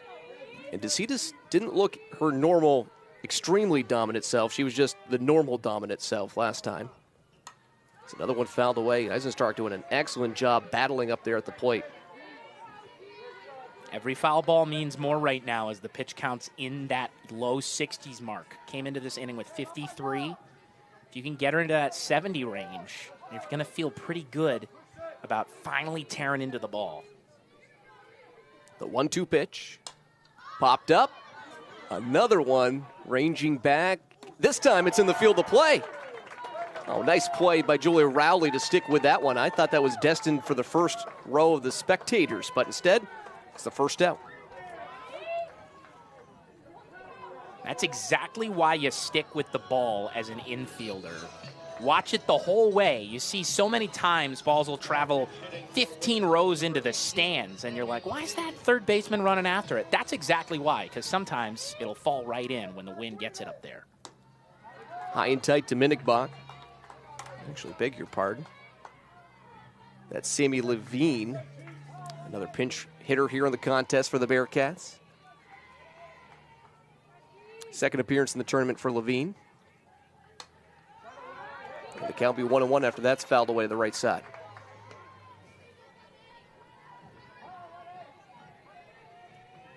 So Jess Bump going to the bench in back-to-back at-bats, trying to see if she can get something going with the offense. With the top of the order looming on deck. Rifled down the line, just ahead of that one was Levine. That's a good sign. You like to see that from your pinch hitter, especially when you really haven't seen much of her this season. Only playing in 6 games, only started one of them. And she's hitting at 125 with just a couple hits. Bearcats just looking for anything that can spark their offense. This one misses outside. Cedra was trying to creep that one on the outside corner. Looking for the third strikeout of her outing.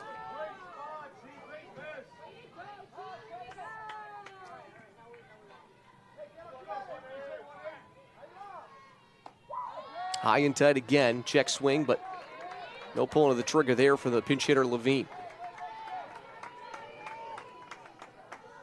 Wolf still over at first base for the Bearcats. Full count upcoming here. So Cedra working into her 5th inning of work. And that will be a walk. First one handed out by Cedra. And you wonder how quickly that Coach Jen Sterick will maybe pull the trigger should things get any worse, especially with Rachel Carey now stepping into the batter's box. Well, a 3-run home run would be huge here, and Rachel Carey is certainly capable of delivering that shot as a near 500 hitter with double-digit home runs this season. And on the other hand, for UMass Lowell, yes, you are starting to worry about the pitch count and the energy and what Cedra has left in her stuff. But this could just as quickly turn. Oh, this one hit a country mile, but it's foul. Oh, that is power.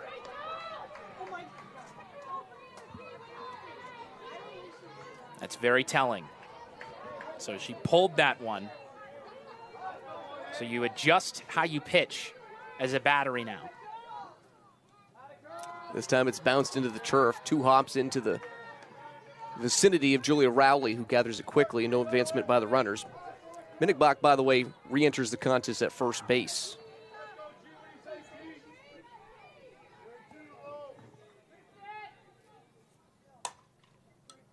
Backhanded no, gets through Spinello Branch, and the first run for the Bearcats will score. As sliding in head first is Megan Wolf, and it's an RBI single for Rachel Carey. She finally reaches base here in the championship game. The little things, the stuff that doesn't come up in the box score, the things that make this game beautiful are what led to that Binghamton run. A pinch hit appearance for a batter in Sammy Levine, who'd only had a few at-bats, one hit on the season, a tough walk. And that led to her getting on base, advancing a runner further, and then a big swing goes just foul, and rifling the ball under the glove of the shortstop, Spinello Branch, leads to an RBI. And the Riverhawk fans now starting to get a little ornery down below us, because they thought that should have been called a strike.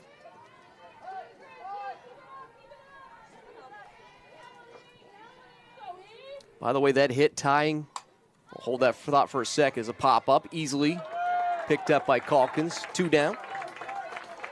Did want to note that that hit for Rachel Carey did tie her with Jessica Rutherford with 71 hits, matching a Binghamton program record. I think she'll have many more before her career is done. It's Carey just a sophomore.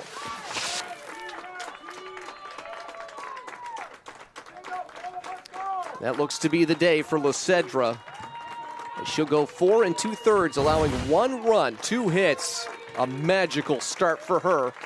As now the Riverhawks will try to close the door with DeCitas. More on that when we come back on ESPN+.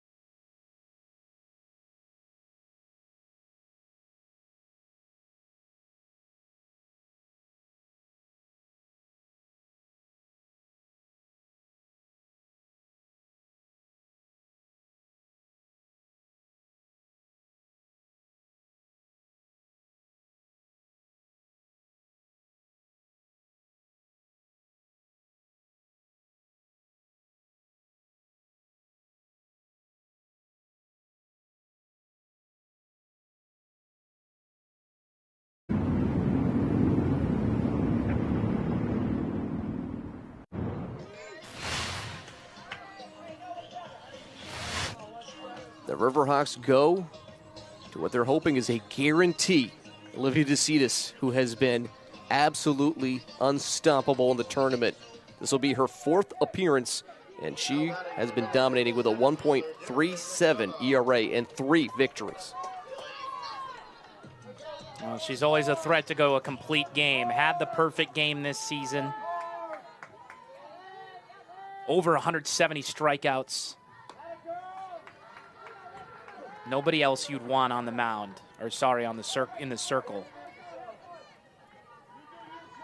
It's McDonough up there with 2 runners on, 1st and 2nd, 2 down. Quick note too, the Rachel Carey base hit that I referred to for the 71st is actually ruled an error on Spinello Branch. So she needs 1 more hit. Still think she'll probably have an opportunity before all is said and done. This one grounded weakly at first base side, but will not get there.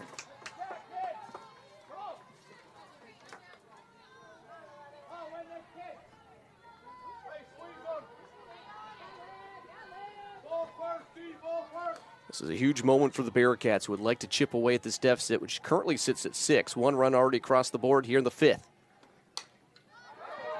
Another one fouled away.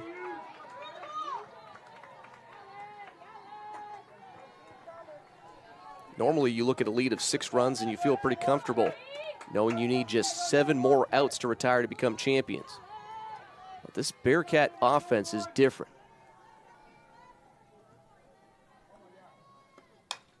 Popped up, and that will get into the second row.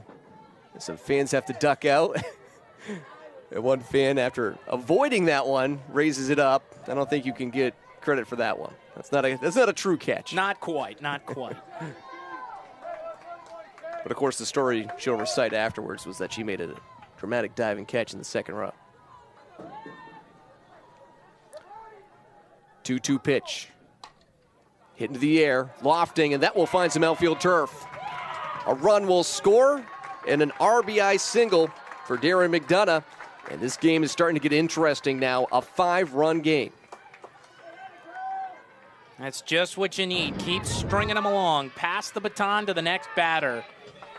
2 runs now can make all the difference, especially when you get into the later innings. The more and more that you can see out of the hand of the elite pitcher in the circle in DeCitas, the better. Now batting the first baseman, number 27, Emma Lawson. And now Emma Lawson, who's 0 for 1 today, reached base by getting hit by a pitch back in the 4th inning.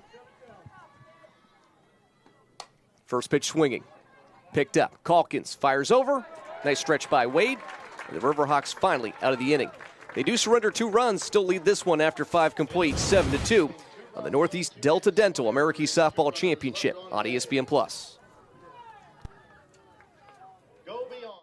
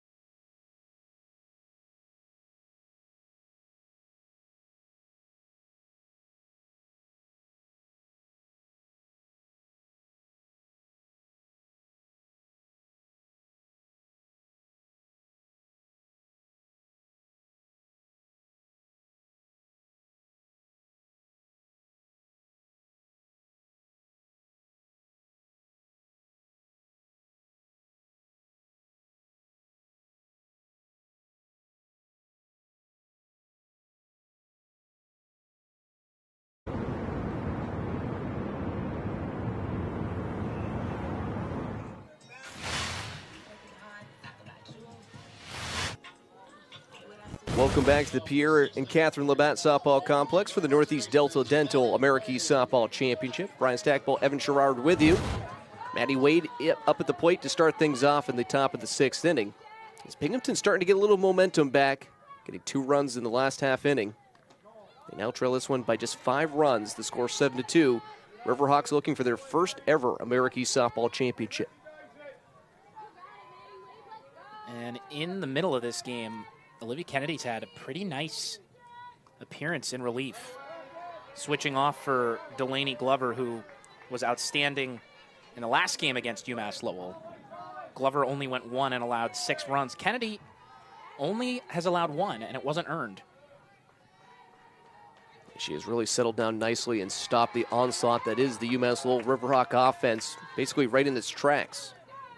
Since coming in, there's just been 1 run scored after 3 runs each of the first 2. 2-1 pitch to Wade. Bounces off the turf. That actually almost got it up here, too. A little bit more trajectory. Pre-netting. Thankful for that netting, by the way, too. There's been a couple ones that would definitely have gotten up here. It's been a great week all tournament long, too. A little rain on Wednesday, but outside of that, it's been a really nice, enjoyable day. Swing and a miss. Strike 3. Oh, no, not strike 3. Wade thought it was. Scoreboard was accurate. It's always got to be a good feeling as a hitter. You're like, oh, man, all right, I'll get him next time. And then you're like, oh, wait a minute, next time's right now. But she fooled me, too. I didn't trust the scoreboard for the moment. And because of it, she'll walk. Glad her intuition was incorrect, especially if you're a River Rock fan. So walk, second one handed out by Kennedy. Well, so often at home, you'll see the scoreboard and go, now how did they get that? How did they think that? But in these spots, there have been two ball walks, 2 strikeouts. It does happen. There's so much moving on out there. There's a lot of moving parts, and scoring a game and keeping track of everything is just so difficult. Yesterday, my scorecard got completely destroyed in the Binghamton-Bryant game after 2 innings. As Binghamton hit around a couple of times in the first few innings. Rowley reaching base twice so far today. 1 for 2 afternoon. Coach Jess Bump wants to talk about things in the circle here, too. Kennedy still pitching well, but want to make sure she's throwing strikes and not allowing free passes here to get UMass Lowell back the lead. 5-run advantage for the Riverhawks, but it had been 7 before the 2 runs scored by Binghamton. It's the first time in tournament play that UMass Lowell hasn't had a big 5th inning, but they haven't needed it so far. They had that big 1st, 2nd, and 3rd where they tacked on all of their 7 runs. 2-0 pitch back up the middle. Base hit for Rowley, her 2nd of the afternoon. And 2 on with no outs. Brings up Caroline Calkins to the plate, who's looking for her first base hit of the contest, the only Riverhawk not to do so in this game. Other than Bombas, I guess. The Bombas, as part of the order, did have the base runner reach the base pass.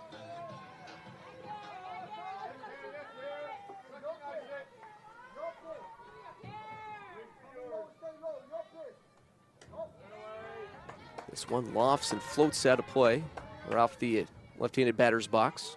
So a favorable count to Calkins.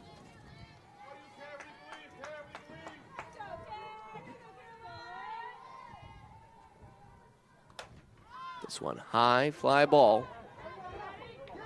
Tagging up. Maddie Wade, she'll advance to third base.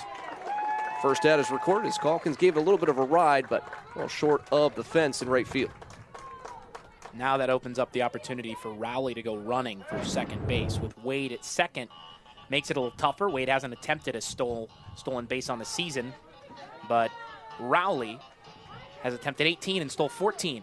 Really good base running there by Wade. I think it's more about her spot in the order, the reason she doesn't run more. Brilliant form on that slide. First pitch swinging, and it's gloved by Kopech. Fires over to first. The run will score, but an out secured. Kira Kopech flashing the leather. I mean, that took every inch of her extended arm to make that play. Get another look here. Look at the extension. I mean, she goes for the dive there. Wow. Almost snow-coned it. And does a great job of going, all right, I got the ball in my hands. I'm throwing it to first and getting the out. Listed at just 5'3", but playing very tall at the second base position on that play. Here's Van Alstyne. 2 runs scored, had a double back in the second inning. The Riverhawks finally score. I say finally. They had 2 innings consecutively in which they put up a goose egg on the run column. Run production has not necessarily been something they struggled with today.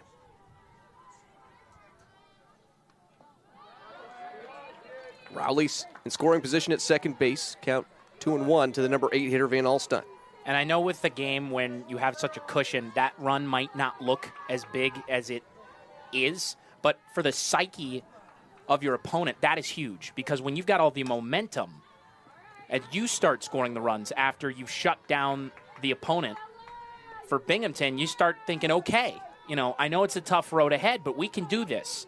Once UMass Lowell scores that run that they just did, you realize, oh, they can still score. It's not all up to us. 2-2. Deflected, knocked down, and that's going to be another runner aboard. Runners on the corners. Just a little too hot to handle there for Lawson at first base, who originally was the catcher in the contest. Well, that error could prove costly, as she just wasn't able to get her hand on it thoroughly. And now you got runners on the corners and a chance for the lineup to turn over should Spinello Branch come through. This one outside. Spinello Branch, all-conference selection. Great defensively, but has a lot of speed in the number 9 spot, like a second leadoff hitter. As the wind starts to blow across the field, slightly inward as well. The ever-dangerous Elizabeth Neild in the on-deck circle. 2 runs scored, 2 runs batted in, 3 singles. She also lined into an unfortunate 4-6 double play, which normally, if it had gone on either side of Kopech, probably would have been another run-producing base hit. I know in this spot, with the base open, you're already thinking about the woman on deck, but Spinello Branch is no easy customer. Filled by Minnickbach, fires over. Nice stretch by Lawson, and the Riverhawks are retired in the 6th. Bearcats looking for some offense, trailing this one 8-2 as we head to the bottom of the 6th inning on ESPN+.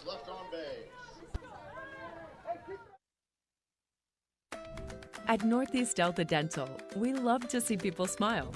And as the leading provider of quality dental coverage for Maine, New Hampshire, and Vermont, we're committed to helping entire communities smile. Whether it's through education, supporting our veterans, or giving and volunteering, we're helping to make our communities even stronger. Learn more about Northeast Delta Dental at nedelta.com. We think you'll find a lot to smile about.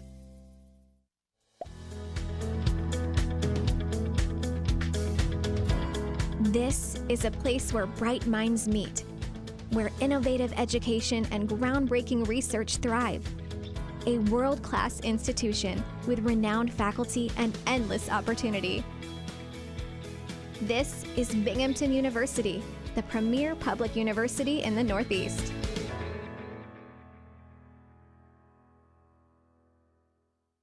If an online school that has hundreds of thousands of students isn't right for you, consider UMass Lowell. Real faculty, real campus, and with one of the lowest online tuitions in the country. Real value, too. AACSB accredited business school, a global leader in engineering, IT, and health sciences. Online programs highly ranked by U.S. News and World Report. Get the personalized attention and educational results you deserve. Getting ahead gets easier with UMass Lowell.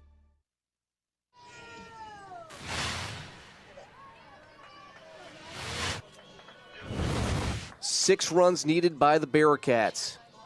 Only 6 outs in which to work with. And the left-handed pitcher, number 11, Olivia DeCitis, who has been a stalwart in the circle. It's an uphill battle for the Bearcats of Binghamton to retain their championship, but they do have the best offense in the conference. As this one fouled out away. Dodig, Payne, and Wolf due up for the Bearcats here this inning, as time is running out on their chance to retain their title.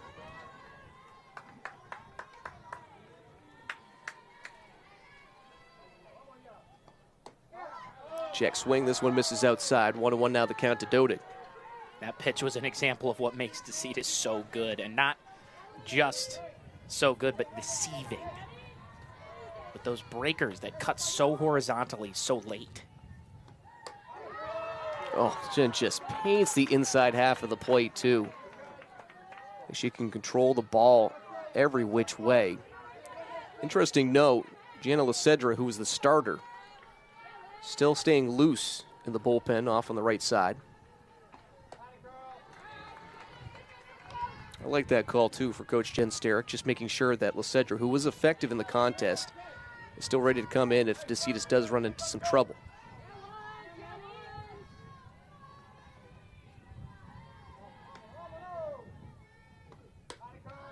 Another one missing outside wildly. 3-2 now. Another note, Brian. UMass Lowell, 1 strikeout on the season away from reaching 300 as a team. Impressive.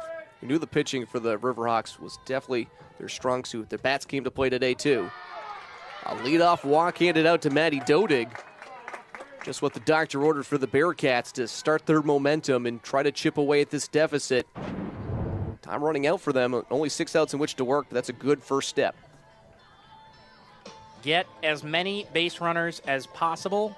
Once you load them up, then you can get aggressive. But right now, most of those players out there are going to be thinking, I need to be taking till 2 strikes. I know I'm playing against one of the toughest pitchers in the nation, but we simply need runners on base.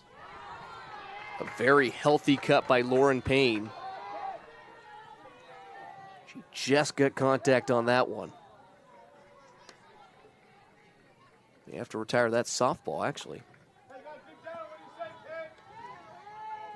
It's a lefty versus a lefty matchup. Left side of the infield shading her away towards third base as this one misses inside. Now, I don't know if that was a brilliant take or just getting locked up by how quick that ball got in. Sometimes when someone's throwing as hard as DeCitas, you see the ball out of the hand, and then all of a sudden you lose it in the middle and you see it in the mitt. Down the line, past the outstretched glove of Maddie Wade. Dodig hustling around second. She'll stop at third. Runners on the corners now.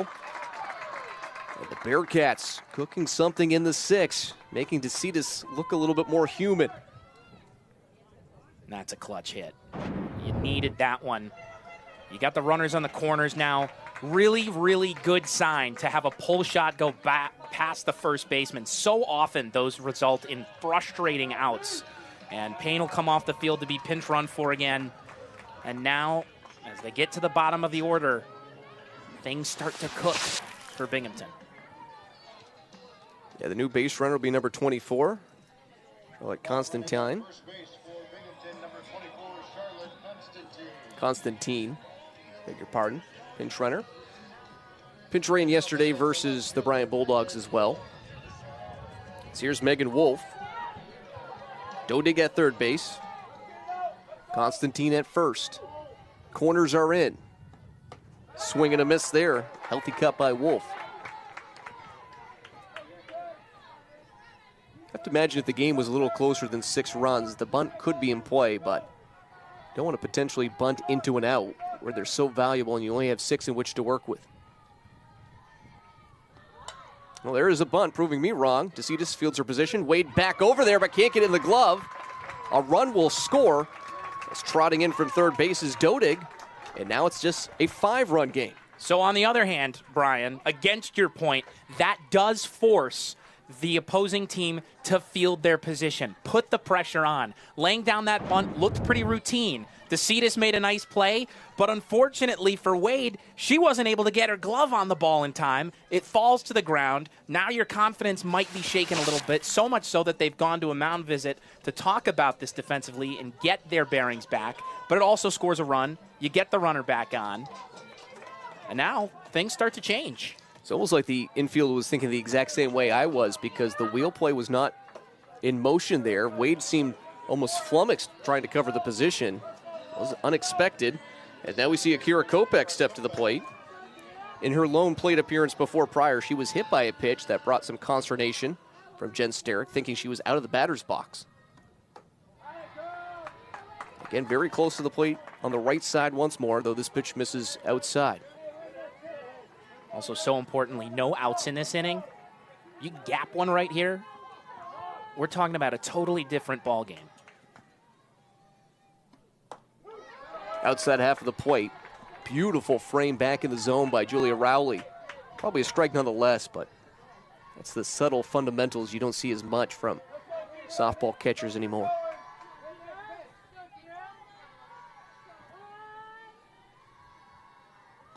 Bunt again down the line. Another good one. Wade fields it, but out.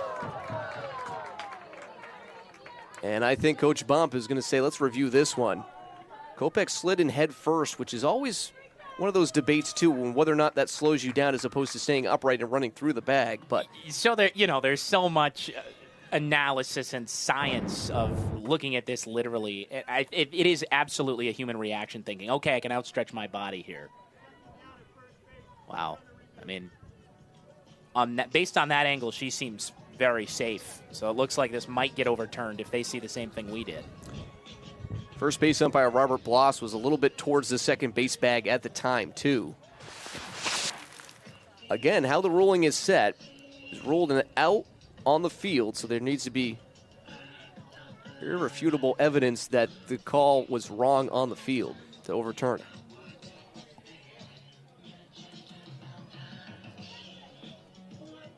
Kira Kopech has some good moments in this contest. We'll see this play again. Wade comes in.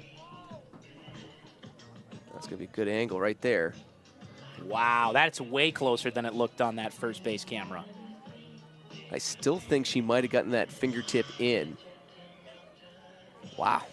My goodness. I mean, the hand, Brian, the hand is like practically right above the bag clearly before the ball gets into the mitt. But when the hand comes down on the bag, it's close. Yeah. It's really close. Again, what the umpires will be looking at is a different camera angle than what we just saw. But if it's anything similar to that shot we just saw there, it might not be enough evidence to overturn the call that wasn't out on the field. Well, quickly out of the dugout, or out of the replay booth are the umpires here today. And we'll see what the results determined.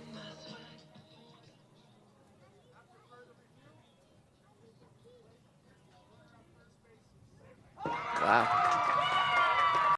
So it is reversed.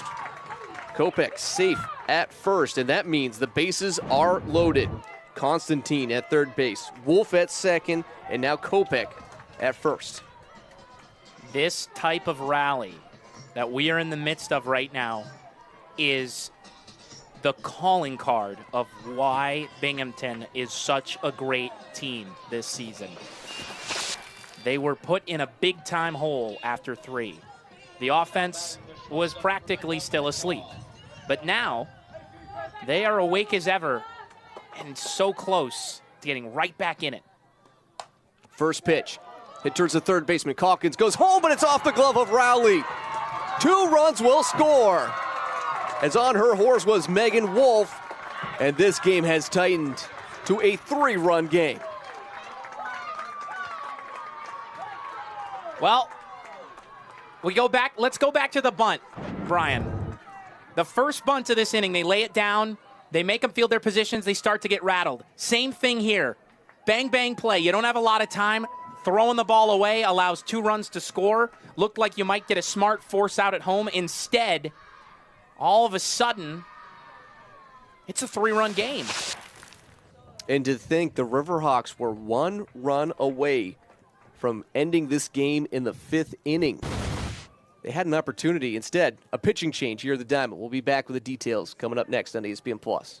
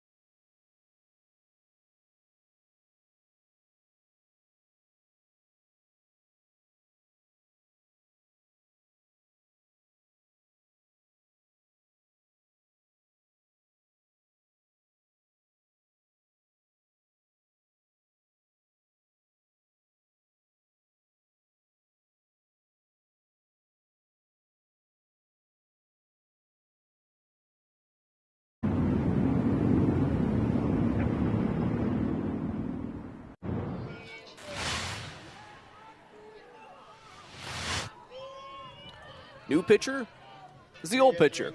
Starter Gianna Lacedra back into the contest again. Get a little breather. Didn't put her feet up. She went back to work, kept staying loose, and now the tough task of trying to best Rachel Carey. Rachel Carey, after an error was called in Spinello Branch, still looking for her first base hit. 0 for 3 afternoon, but the danger is awaiting. Hits it down the line. Calkins off her glove and in to left field. And 2 runs are going to score. It is a 1-run game after Carey comes up clutch with that base hit. Unbelievable. But at the same time, did you expect anything different? This is how Binghamton rolls. They had a 9-run inning after trailing 3-0 against Maine in the first game of this tournament. They're doing the same thing right now. They're in the midst of it. A 7-run stretch from the 5th to the 6th. 5 runs in this inning, forcing the opposing team to play fundamental baseball and softball, rather. And right now, that's led to these 5 big runs in the 6th inning. And that, by the way, officially scored a hit, is number 71 for Rachel Carey. That will tie the mark. She had 70 currently before that one with Jessica Rutherford. And they're checking on Calkins. I think she had at least a little bit of a collision, too, with one of the base runners coming around third base. And also did lay out to try to stop that one.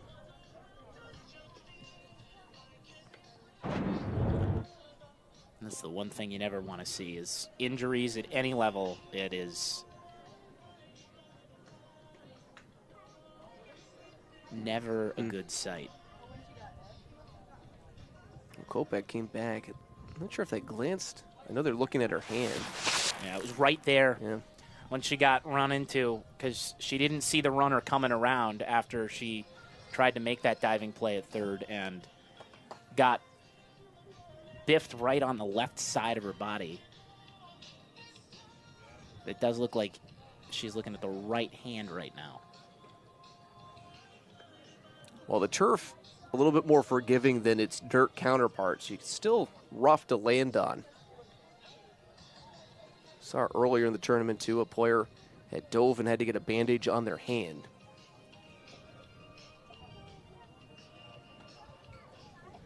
Some more action, too, in the UMass Lowell bullpen. Looks like Jessica Jennings, who we've not seen in the tournament so far, is getting loose just in case. Calkins is up. Thrown across the diamond just to test out the work by the medical team, and she seems to be okay. It's always a good sign. Well, just to reset the picture, too, after 2 more runs plated, Rachel Carey's in scoring position. She represents the game-tying run. Riverhawks have not recorded an out here in the 6th inning. They have surrendered 5 runs as we see this one again down the line.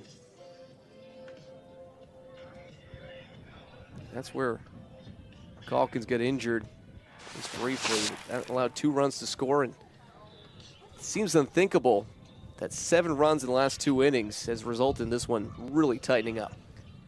And what's really amazing is to do it against a staff like UMass Lowell's. The best all season long in the America East, with the best pitcher in the conference, only pitcher with a sub-3 ERA, nearing 200 strikeouts with over 170. And what do? They blow her up. She came in relief after an outstanding start by Lacedra, but only could get 1 out to end the 5th. Didn't get a single out here.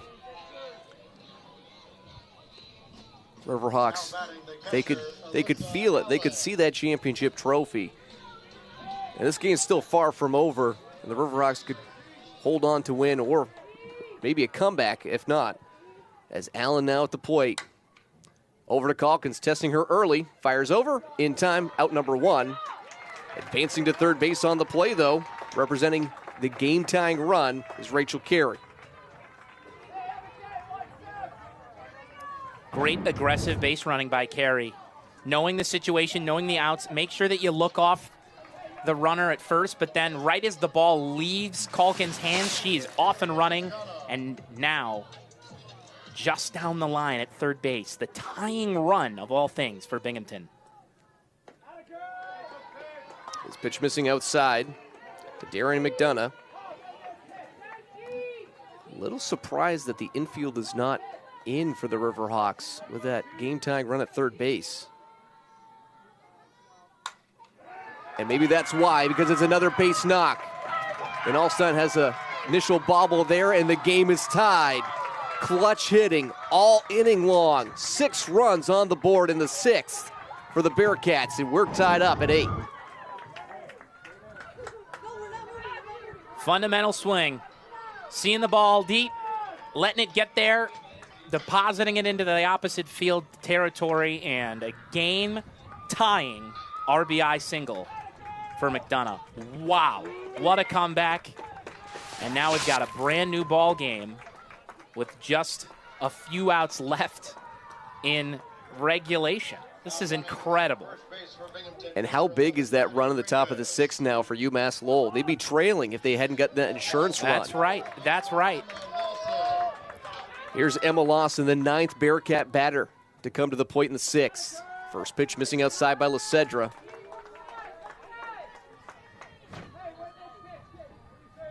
Incredible.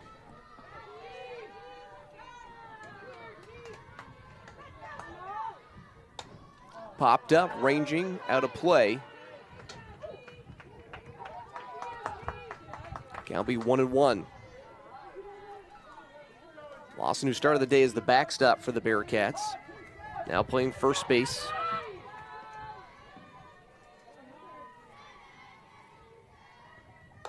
This one misses outside. 2-1.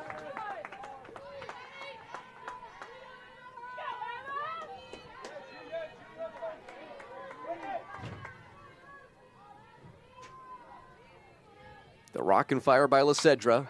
Hit to left field again. Gets into the one hop to Van Alstein. Quickly back in the infield. And it just continues to be a revolving door of base hits for the Bearcats. There's just no better time to bat around. And, I mean, we run out of things to say at some point when you have an offense like this. It did not seem like the Bearcats were going to have their best day at the plate in the early goings. But right now, this is every reason, every example, every piece of evidence as to why Binghamton's made it to this game and had such a great offense all season long. And now what turned to basically being a couple outs away from winning their first championship. Binghamton, with one swing of the bat, can now close out the game in the top half of the 7th inning, because one more run and they'd have the lead. A chance to close out the Riverhawks the next half inning.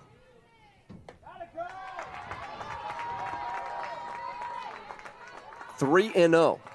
No place to put Maddie Dodig, who led off the inning with a walk.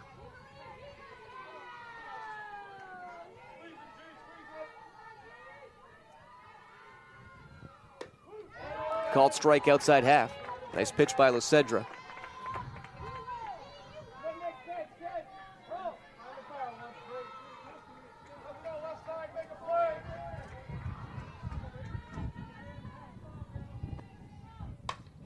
Grounded to the right side into right field. Rounding third base and the go-ahead run. The Bearcats take the lead. A 7-run 6th inning. And a huge RBI by Maddie Dodig. Just incredible. This is the best of the best when it comes to softball offense. I mean, no home runs, a ton of singles, great at-bats, tremendous discipline, the bat-to-ball skills of this team, and executing drag bunts, sacrifices. Remarkable. To rearrange a quote, I'm going to say it was the worst of times for Binghamton. And now it's the best of times for the Bearcats. A 7-run, 6th-inning. Lauren Payne at the plate. Only one down. And this could get even uglier for the Riverhawks, who now, if this scoreline were to hold and they're not able to answer back in the top of the 7th inning, now you're scratching your head and saying, okay, what do we do for pitching next game? Yes. Payne, and a little bit of herself, I think, too, after that one fouled off her own body. And incredible how quickly things can change in that department, because it was really picture perfect for UMass Lowell through the first 5. Lysedra was humming along, scoreless, comes out, and now you're thinking, like, all right, the door slams shut. Here comes the best pitcher in the conference. And now you've had to go back to your starter. And now the bases are loaded. Payne down to first base. Lawson at third. Dode gets second. Payne at first base. Jen Sterick, a quick conversation here. Not sure as to what with our home plate umpire. I imagine you have to bring the infield in if you're UMass Lowell. Force at any base or plate right now, and Megan Wolf stepping up to the dish for the second time so far in this inning. Only point I'd make against that is if you do that and they do hit it through, 2 runs will likely score instead of 1. Right. If you hit it at somebody, sure, you might get the run to score from third, but you could hold the runner at second. And you do have the double play in order. Hit high, deep, to the track, and it is tracked down by Van Alstyne, who's on her horse. Another run scores, as in from third base, tagging up is Emma Lawson, and now make it a 10-8 lead for the Bearcats. So every batter in the lineup has scored in this inning except for Elisa Allen. Remarkable. Riverhawks are just exhaling that they finally got their second out. Now we'll try to get Kira Kopech. And how things are different after that review. Remember when she slid in head first? It seems like years ago. Yep. Initially called out on the field, then they did the review, and she was called safe. It was overturned. Game changing. Hits this one high, and that one might bring some rain.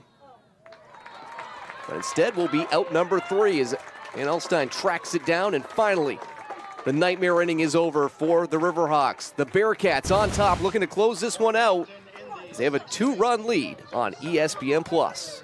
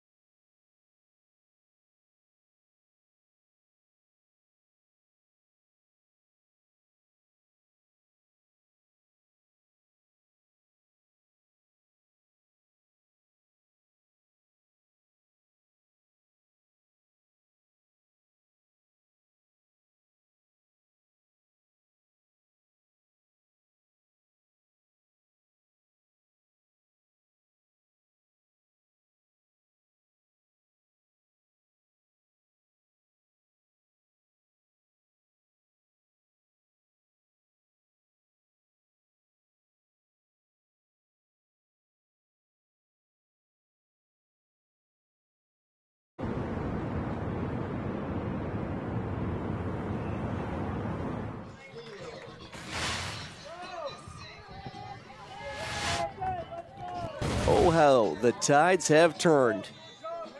The Riverhawks, who were up by a huge margin, now trail in this one by 2. At the top of the order for the Riverhawks, starting with Elizabeth Neild. As the first pitch missing just low. Not enough can be said about what Olivia Kennedy has done today in relief. In relief. She came in after the first inning and has only allowed 1 run to pass. Earned runs, that is. She's allowed 2 overall. She's been a stalwart up in the circle, and a big reason why her team was allowed the patience to find their offense in the late goings of this game. The 1-1 pitch to Neild. Another one missing the zone, 2-1. And if you're just joining us, UMass Lowell jumped out early with a 3-run lead. As Isabella Quintaniza hit a 3-run blast off the scoreboard in left center field. Another 3 runs in the second by the Riverhawks, and another lone run in the third. 2-1. Hit towards right field. Down the line, it will be foul, but just barely. A lot closer than I anticipated. Well, yeah, nearly the 6th double of the season for her. Really nice cut. There's a 7-run lead for UMass Lowell, all the way up into the 5th inning. Then Binghamton plated 2 runs. UMass Lowell is on the cusp of ending this one early. Full count as this one misses high. Bearcats 2 runs in the bottom of the 5th inning, and then 8 runs last half inning.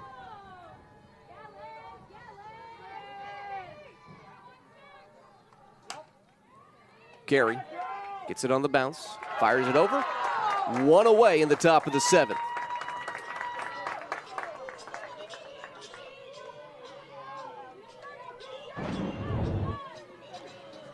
Now the 2-hitter, center fielder, Yanis Santiago.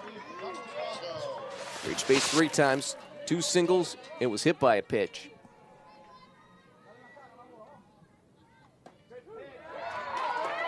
Riverhawks just need some base runners here, too. I'd love to get Santiago on and see if maybe Quintaniza has some more home run power.